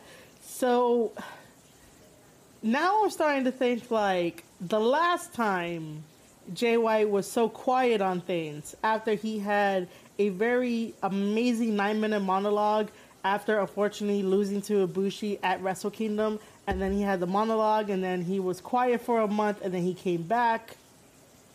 Which, by the way, all of my theories are stuck in kayfabe. Nothing is, nothing that I ever think about or even to say has any personal stuff dragged into it. So whatever personal stuff that goes on in each of these guys' lives is there. And I protect that and I keep that confidential. Like, you're never going to hear me bring something personal into a kayfabe thing. All of my theories are kayfabe in, like, wrestling, and that's it. That's what I do. It's just to protect them and to protect everything else, because it's none of my business what they do. But it is my business for talking about their wrestling characters. Anyway, so lately, ever since Jay mentioned that he calls the shots around here, and he was saying that because Ishii still wants a title shot and all that, and then obviously Tama is like, yo, let me remind you that I brought you in. Again, JWhAT has been very quiet about things until ChAsE was like, hey, I'm going to be fighting Tana. This is like the biggest match of my career. And JWhAT pops in, and JWhAT is all like, oh, it's easy to defeat Tana. And ChAsE is all like, you know, call me. And I guess they called each other and they strategized, and bam, this is what happened. ChAsE Owens gets a victory over Tanahashi via his finisher, the package power driver. And that's very significant because JWhAT has beat Tanahashi. ChAsE now beat Tanahashi. The only person that has not beaten Tanahashi is Tama Tonga. Tama could have beaten Tana, But he decided to let the adrenaline take over and not capitalize on that big, powerful move he did to Tama, and took a little too long in order to go for the cover. And I believe Tama lost via crucifix. I'm going to have to go back and watch it because that's another match that I have to go and talk about on the Square Circle podcast because that match is definitely worth it. And usually, since I'm not doing like a full-length review of the G1 nights, I will have to say for this one in particular, for the 10-4 Block A1, that ChAsE OwENs versus Tanahashi is definitely a must-see match because of the outcome. And then followed by the honorable mention of Tana versus Evil. And that's like the format that I've been doing to try to catch up with the G1. And if it wasn't for ChAsE pulling out the victory, then I would have said ChAsE versus Tana would have been the honorable mention, and what would have took the place was Evil versus Tana. Evil versus Tama. There's Tana and there's Tama and like, my God. Anyway, yeah, ChAsE OwENs pulls out the biggest, most historic moment of his career and of New Japan history, defeating Tanahashi. Like, no one had that on their bingo card. I didn't have that on my bingo card to have ChAsE pull out a victory and getting his first 2 points on the card. But I guess talking to Jay White helps, right? You know, sometimes people are like, what has Jay White done for Bullet Club? Jay White just helped ChAsE get 2 points for the G1, helping out Bullet Club.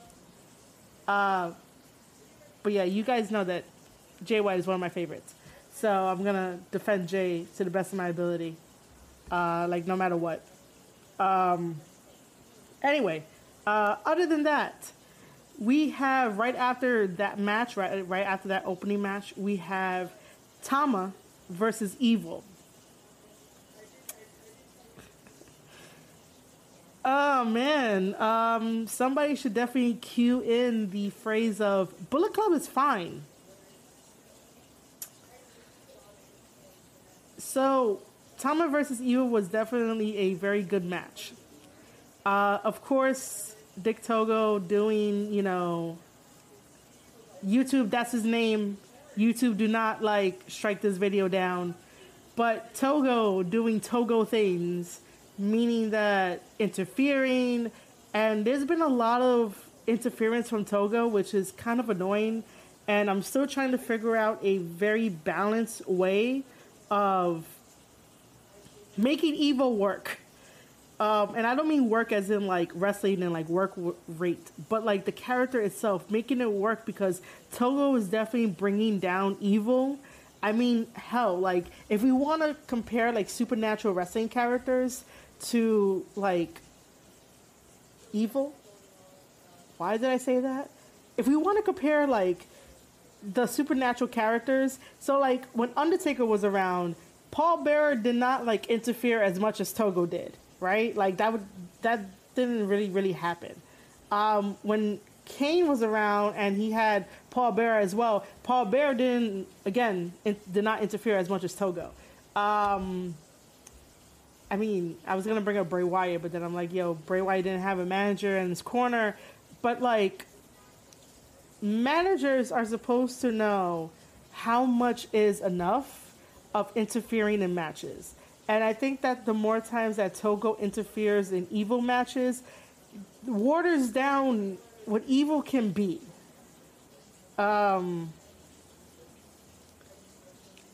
When they keep on trying to push the most mid of two evils.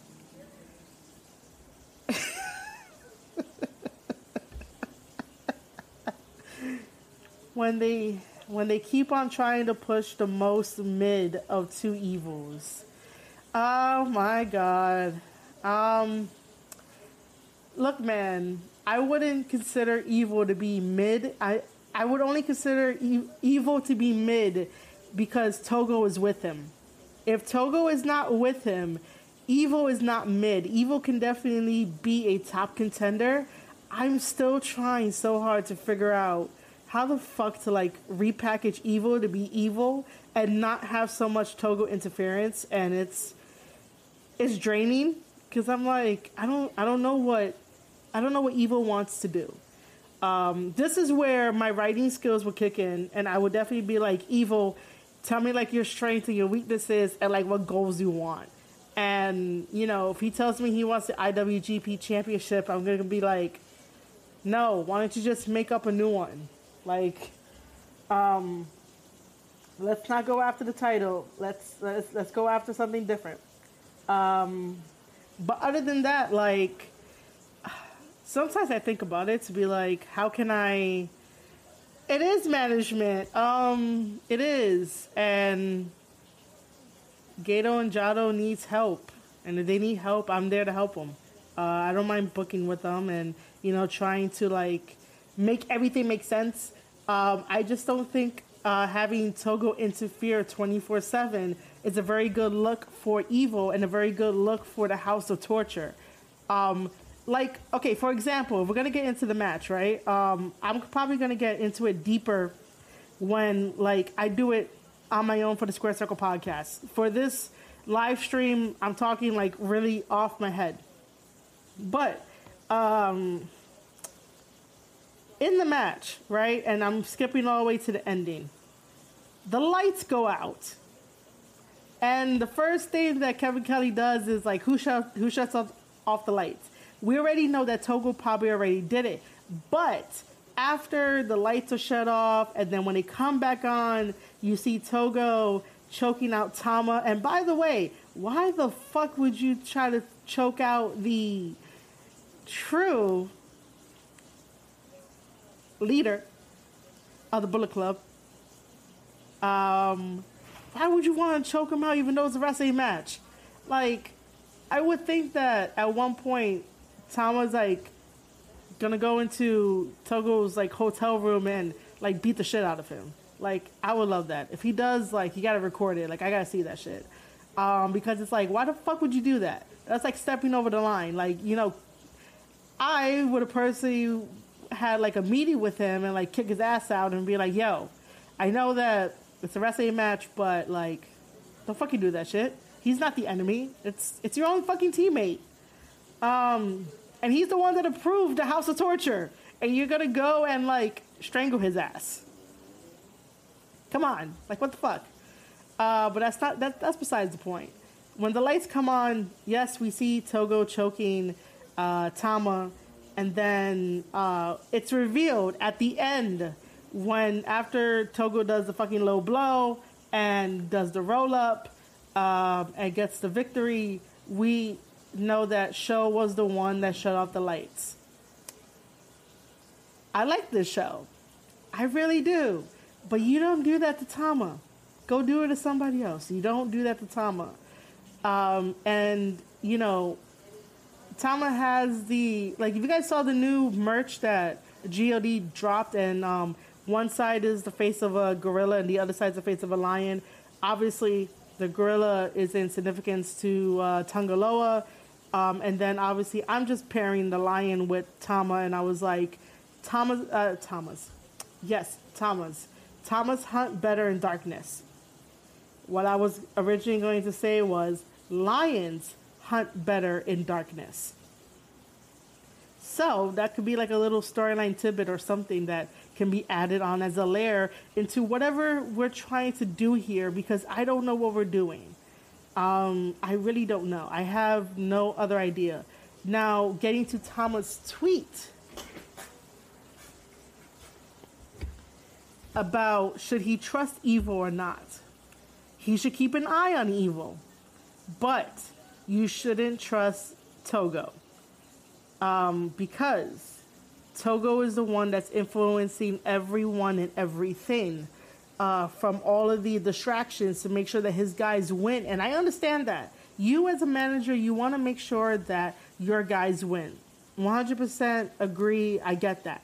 But, you know, your wrestlers that you're managing should have the skill and the whereabouts to get the match done on their own, to pull out amazing moves and make us remember things. because half the time that Togo interferes, I'm not going to remember a damn thing. I'm just going to remember that he interfered. It was a bad match. Why the fuck are we doing this? Which I think it needs to, like, you know, slow down and stuff like that. Or at least, like, yeah, slow down. I was going to be like, or at least pull the reins back. But, you know, I really do think that Tama needs to keep an eye on Evil. But you don't trust Togo. Especially when he decided to almost choke your ass out. And it's like, you gave these guys a home in Bullet Club. You know, while I do say that Jay is the leader, Jay is definitely the front man. And back when it was, 2017 in October? Or 16 in October? Where Jay said that, you know, he's never going to tell, like, Tama and, like, Fale what to do because, like, you know, those guys aren't going to listen to him. So basically Jay is, like, the front man for Bullet Club. And Tama is basically the one that, you know, I would think that Tama is the one to tell people, not really tell people what to do, but, like, to approve things. Because obviously, if we're going to have another subsection in Bullet Club and it's the House of Torture, yeah, that had to get approved. I can see it working in the future, but other than that, I'm just like, yo, like, what else can Evil do that won't be so draining or dragging, you know? Like, it's Evil. Like, if you're going to have a character name like Evil, live up to it. But don't do shitty things for cheap heat, you know? Especially when, like, that one person that you try to choke out is the one that feeds you. You know, that phrase of, don't bite the hand that feeds you? Yeah, that. The rest of the G1 B block was really good. Jeff Cobb versus Taichi was really good. Jeff Cobb is amazing. I really do love every time he does the standing moonsault. That shit is like, I pop for that shit all the time. And I guess we could talk about, like, United Empire news. I still want to know why TJP sided with United Empire. And one day I'll be able to ask him because I have, like, more in-depth questions about that. I'm basically indifferent for having TJP join the United Empire. Aussie Open joined the United Empire. I don't know too much about Aussie Open to give, like, an opinion on it. So, you know, they're there. Ospreay does Ospreay things. Ospreay is coming to New York to fight the Amazing Red at House of Glory, which is going to be a phenomenal match. I want to see if I can cover that. Just so that way I could talk to Ospreay and hear his ridiculous slang phrases and verbs. Oh, I can't talk, can I? Words, not verbs. Let's see, what else? The Great Okan has definitely grown on me. The Great Okan, you know, has put on a really good match against Zack Sabre Jr. in Block A. So I'm really appreciative of watching his matches and stuff.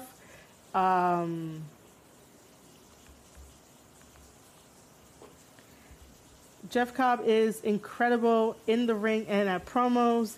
Now with the United Empire, I don't know how to feel about that.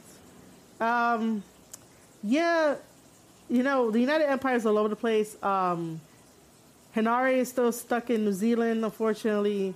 I can't wait for him to at least, you know, come over to the States. It's not necessarily his fault. It's not his fault at all. I hate that this is live. I can't edit any of this shit out. It's the countries and, like, the policies and shit like that. Like, I would love to have Henare out here in the States and watch him grow as a wrestler and stuff like that. And also in Japan for, like, the G1 Japan is probably going to soon be a little less strict with their rules for COVID, but it's still the same shit. But the United Empire is spread out everywhere. I wouldn't be surprised if Jeff Cobb decides to take over the United Empire, but I don't think Will is gonna let that happen. But yeah, that's the state of the United Empire. The United Empire has a bunch of great guys with great talent. I just wish that we weren't in the situation that we were in, because before Ospreay got injured and they were going full force together as a team in Japan, and I'm talking about the United Empire, I really thought that they could rival Bullet Club in terms of storytelling. I was getting super excited for it. I even mentioned it on one of my podcast episodes. It should have been when I was talking about going over night 1 of Block A, where we had Tungaloa versus the Great O'Khan, and that was the beginning of what I was saying, that it would have been nice to have Bullet Club versus the United Empire. And I wouldn't have mind planning all that out and trying to get these stories up and running, because you have Jay, who's the best talker in the business, and you have Ospreay, who wears his heart on his sleeve. And if you guys don't want to agree with me, Will Ospreay can really do some amazing promos, and we can add him to the debate of being one of the best promo talkers in the business as well. So when you have Ospreay and Jay going at it on the mic, I could have created some shit between the Bullet Club and United Empire. I'm just waiting for my fucking time. That's all it is. It's waiting for the time. But I don't even know how I would have started everything. But it really felt like both of these guys were trying to make their respective divisions in their own image. Since Jay White has the Never Openweight Championship title, to make that division in his own image, and how strong and powerful that will be, because he's definitely a strong and powerful guy. You want to follow him because that at the end, you're going to get all truth. I don't think that this dude is going to be straight up lying to people and shit like that. And the same thing with Ospreay. Ospreay wears his heart on his sleeve, and you can tell that you can follow him and maybe get some glory and greatness and stuff like that, in terms of kayfabe and shit. And when he was champion, before he had to drop the belt, he was really trying to make the heavyweight division in his own image and what he felt was right. So you have two guys doing their own thing, but eventually their paths will cross. And that's how I saw it in the future. If I was to ever plan this out, both of them could go on these two parallel universes, or parallel story missions. Oh my god, my brain does not want me to find the right word, but story paths. Let's say that they're saying on two different story paths, but eventually they're gonna cross, and that's what I would have liked. I would have liked to definitely do that for them, just because wrestling gets me excited and I love writing about it and talking about it. But yeah, I'm gonna have to put a pause on New Japan Pro Wrestling G131 Block B for the 10-4 episode. Just go make sure to just watch the first 2 episodes. I could quickly say that Yoshihashi versus Goto was good, and Okada versus Sanada was good, and I think that was it. Or am I missing one? Either way, this one for Block B was really good. They chose a really good one to put it for free for you guys. But remember, if you enjoy the New Japan breakdowns that I give you guys, or even just talking about New Japan Pro Wrestling, not only support me and the channel and everything else, but head over to NJPWworld.com and sign up for a subscription. It's only $9.99 a month. You're not losing anything. It's way better than the WWE Network and way better than the Peacock Network.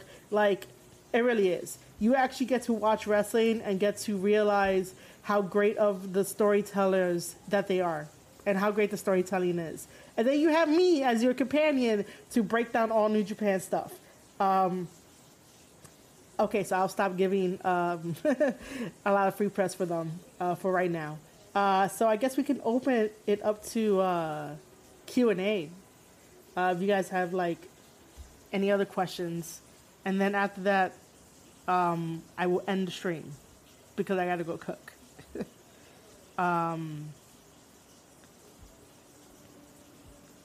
Tell your friends about the stream because I don't stream.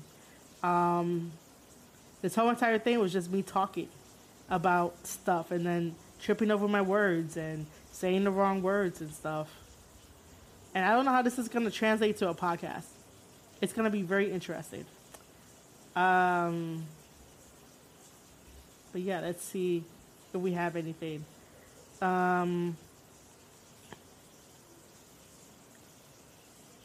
Oh, yeah, Okada, yeah. Okada versus Sonata, yeah, I said that at the very end. Do they have a total of 4 or 5 matches? Oh, no, I think I covered that, all of it. Yeah, because it's ChAsE and Tana, Evil and Tama, Jeff Cobb and Taichi, Yoshihashi and Goto, and then Okada and Sonata. So yeah, I covered everything. Oh my god. Let's see. I'll say this again.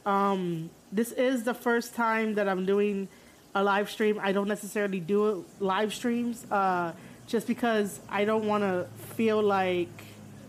Oh, thank you, Vortex. I'm doing it by myself. I don't have a co-host as of yet. I will not be accepting co-hosts at the moment, just because like I like to control stuff. The Square Circle podcast is my baby, and everything that I do is my baby. So that's just me. But I wouldn't mind like next time around asking people to come on so we can have like a round table and just try to do that way and just talk about wrestling. The Marie Shadow Show is not a professional show. It is basically... Oh, thank you, Ms. Bad Jedi. I totally appreciate that. The Marie Shadow Show is definitely informal. You're speaking on top of your head. You're just going with the flow. It's live. This is not edited in like real time and everything.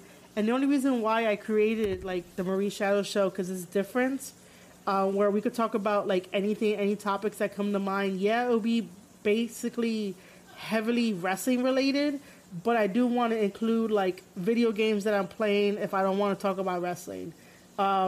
Just to get more eyes on my product and what I could do and everything else that I could do. There was times where I was thinking of like, I need to write this wrestling novel that I'm doing. And I've been saying that for the past fucking, 3 years? It should be like 3 or 4 years I've been fucking saying that. And I haven't done it. And like, that's one of my goals. Other than like signing with a wrestling company. So like if I'm able to sign with like New Japan Pro Wrestling, that's like fucking great. I would love to. If I could sign with AEW, I would love to. If I could sign with MLW, I would love that. So getting signed with a company is a goal of mine.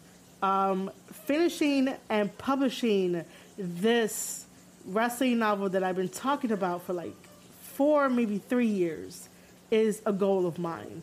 Having friends in the business is always a goal of mine. That's an ongoing thing. Making friends on Twitter and having you guys come here to the YouTube channel. Like, you guys are my friends. Like, it helps me. It really does.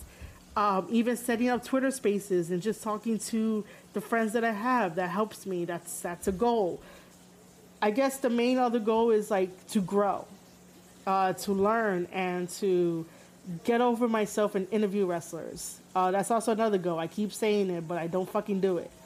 You know, I'm trying, I'm putting in the effort, and I love doing it, and I love talking about wrestling.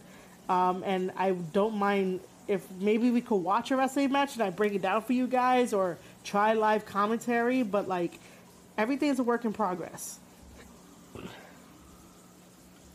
what I do every day is that, like, I go to sleep, I wake up in the morning, the first thing I do is watch wrestling, and then I write it. I write it down. I take notes so that way my podcast episodes can, you know, sound very cohesive. It's not going to sound like this, but this is the great thing about going live and, you know, just talking from the heart. And that's what I've been doing from start to finish, talking from the heart and making sure that I cover my bases. And for those that don't like what I have to say, or if I'm siding with someone that you don't like, that's totally fine too. Let me know in the comments, but I'm still going to be me, and I'm still going to stand by things that I believe in, my opinions, and that's what it is. And, you know, I love what I do. I say it all the time. I say it on Twitter, and I say it everywhere where they can hear me.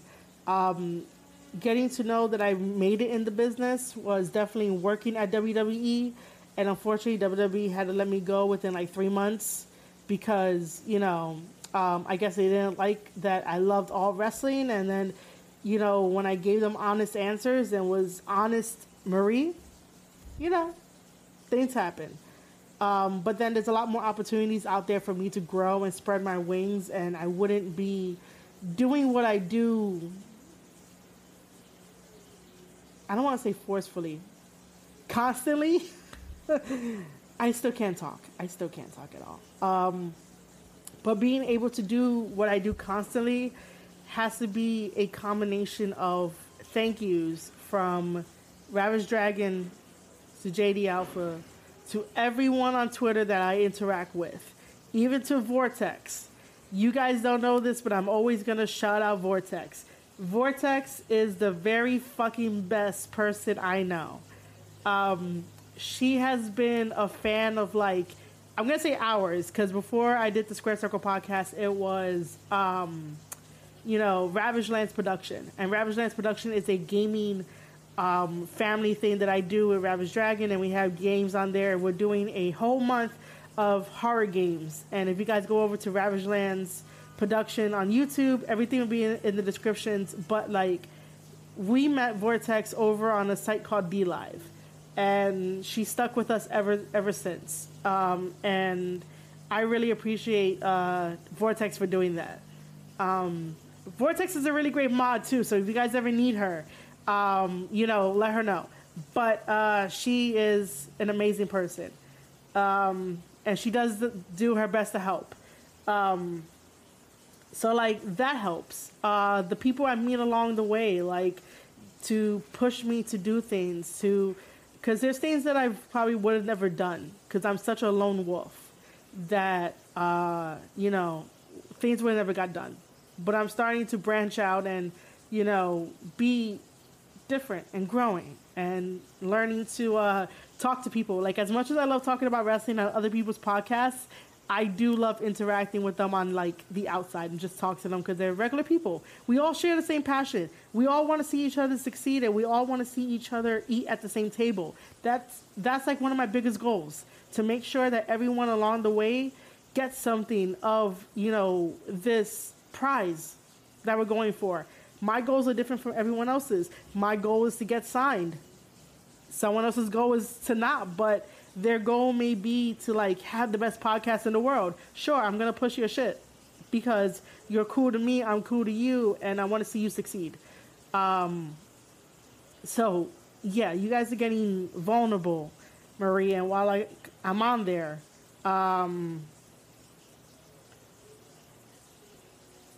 yep, that's exactly right, Vortex. Yeah, I definitely appreciate that. But while I'm here, like, pouring my heart out too for, like, the first episode, right? Like, you know, during this pandemic, you kind of realize, like, who's important and, like, who's going to be there. And I know that we're all suffering at least some type of, like, mental illness. Like, we're just going to put it out there. Whether it is that sometimes your brain overthinks, whether it is that, like, you think you're not good enough, or, like, whatever the case may be, right? Because, like, I get there too. Like, I overthink. I've been overthinking since, like, I was born. I never really had the time to really, like, sit down and, like, go to a therapist. And I guess like starting the podcast and like meeting people and just listening to people's stories and like doing this, like this is my therapy, which is a very bad thing.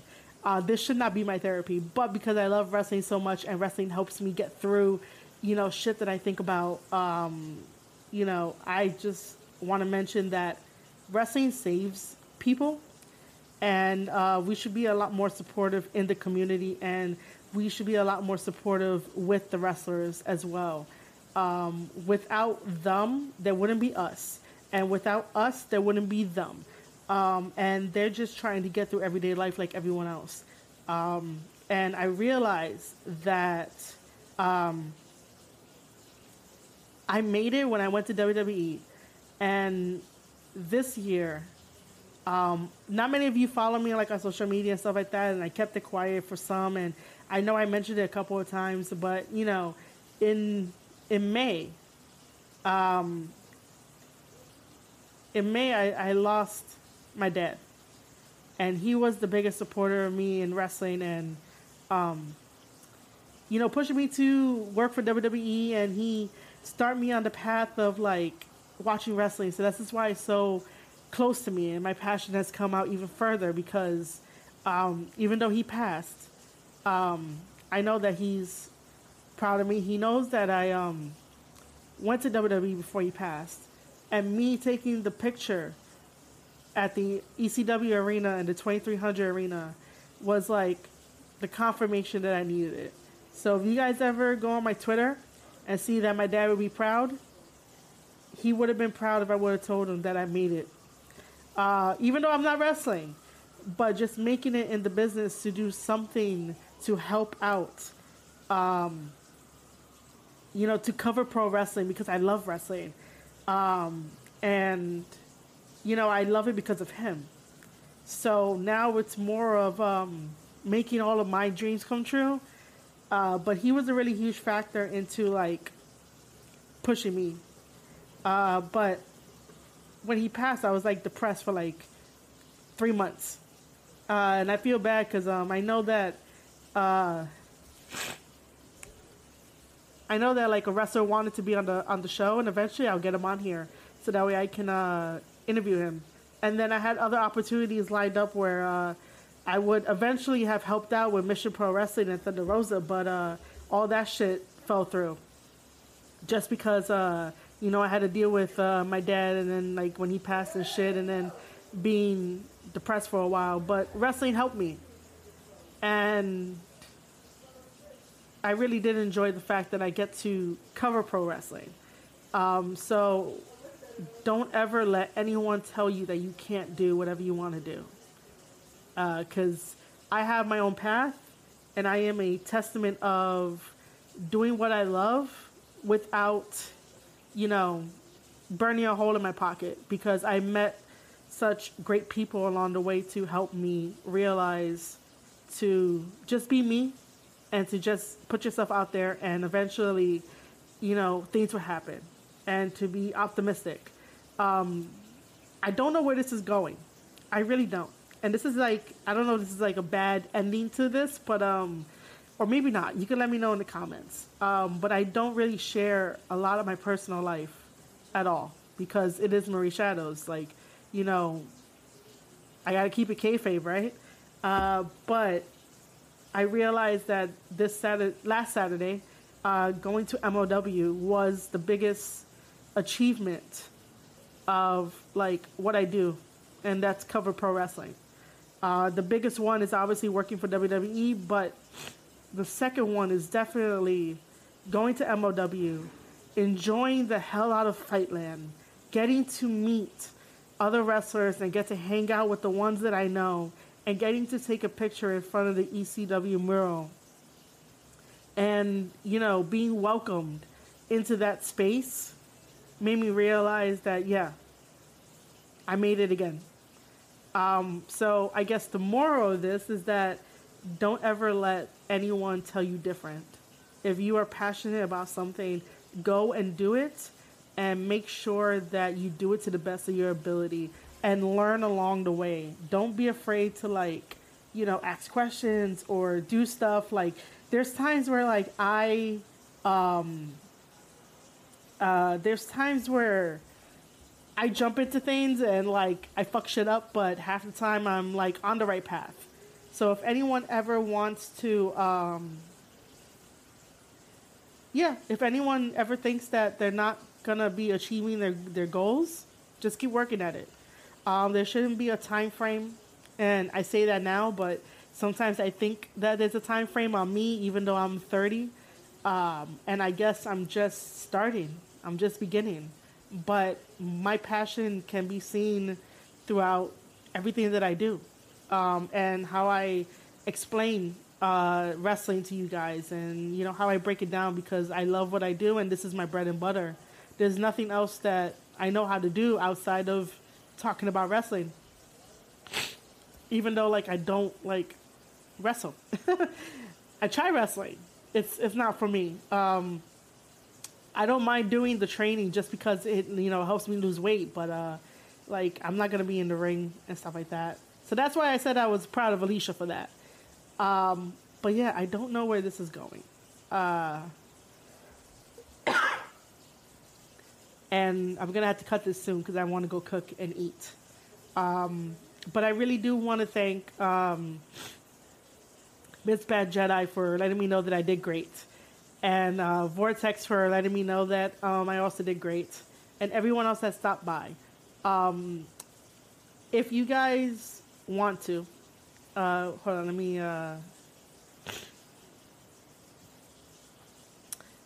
me read what Vortex said. I may not be knowledgeable or experienced or versed in all things wrestling, but I will still do my best to support friends and family. Yeah. Vortex loves playing video games, so she has that. But when it comes to, you know, on my side, yeah, Vortex, I'm gonna make sure I eat food. I'm cooking. I'm probably making like fried chicken with like rice, just because. But I wanted to get this stream out of the way because it was fucking bothering me. My brain was like, yo, use your stream. Use your stream. Use your stream. And I'm like, no, but I don't know. Maybe, should I? And I was like, fuck it. So I did, and this is what you guys are getting. You are getting like 100% Marie Shadows. Because I've been told that I have a presence and I have a charm and I'm adorable. And if you think that I have a charm, I'm adorable, and I have a presence, make sure to comment that down below. Just so that way I know. You know, I just gotta know these things. You know, I don't know. I tend to overthink about things, and I tend to overtalk. And Ms. Bad Jedi also said that that's the thing. I want to believe that there is no expiration date for dreams. Yeah, there isn't. But society will tell you that there is. Society will tell you that there are expirations for dreams. But as long as you stay the path and stay the course and you know exactly what you want, no one can deny you. The same way that I know that I'm destined to be in the wrestling business, even though I don't wrestle, but I can do a lot more other things and bring value to everything around me, then yeah, I'm going to do it. No one's going to tell me no. This is going to be the end of it. So again, you know, thank you guys for joining me for this first ever it's not even Q&A, man. Like, it's just me talking. It's me talking about wrestling, and maybe we could get some like life shit in here too. I do appreciate everyone that stopped by. And if you didn't stop by and you're watching this on the replay, thank you for watching it either way. So guys, let me hit you with my plugins, because that is what I do best. Just so you know, I love doing intros and I love doing outros, and I really didn't do an intro. Probably for the second show I'll do an intro, but I love doing outros. All right, so here we go. I have no idea what the fuck I'm gonna say. Oh my god, I love this. All right, so ladies and gentlemen, if you enjoyed that live stream, this is the first ever live stream of the Marie Shadow Show. I'm already fucking up. This is the first live stream of the Marie Shadow Show, and it's definitely an informal show. Don't think about it being professional and all that kind of stuff. If you enjoy what I had to say, make sure to follow me at the following social media platforms. Make sure to hit that follow. Nope, I'm already fucking up. YouTube don't have a follow button. Jeez. That's the second time I'm fucking up. We should have like a fuck up meter like on this stream so I could be like, yo, this is how many times I fucked up, but it's okay, you're here watching. If you enjoy my content on YouTube, make sure to hit that subscribe button and even that notification bell so you never miss an update or a video or whatever I'm going to do for the YouTube channel. And if you want to hear this on audio, head over to anchor.fm/Square Circle Podcast. It's going to be there. It's going to be a weird thing, but enjoy it nonetheless. If you want to follow my newsletter, head over to... Actually, you guys can head over to the Twitter page because Twitter now allows me to have the review newsletter that I have. You guys could just quickly hit that subscribe button there and you'll be signed up to the newsletter. So head over to Twitter, just @Marie_Shadows. Yo, I got to figure out how I'm going to do my ending now. I have so much stuff to tell you guys. All right, so make sure you subscribe to the YouTube channel if you think I'm worth it. Hit that notification bell so that you can never miss an update. Make sure to leave a comment about how cute I am or, you know, if you enjoy this. And if you do enjoy it, let me know. Because Wednesday I'm coming back with a live stream of Watchdog Legion. If you want to follow my Twitter, @Marie_Shadows, is where you can find me to talk about wrestling and to let me know how great I'm doing. And also on that profile, you can click the subscribe button for the newsletter to get further information to your inbox about wrestling and to know when I'm going to go live.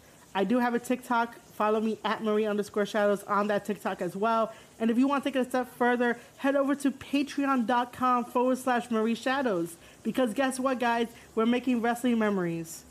And this stream is definitely a wrestling memory.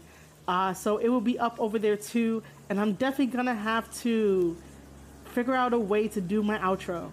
As soon as I said I love doing outros, I fuck up the outro. Welcome to the Marie Shadows Show, ladies and gentlemen.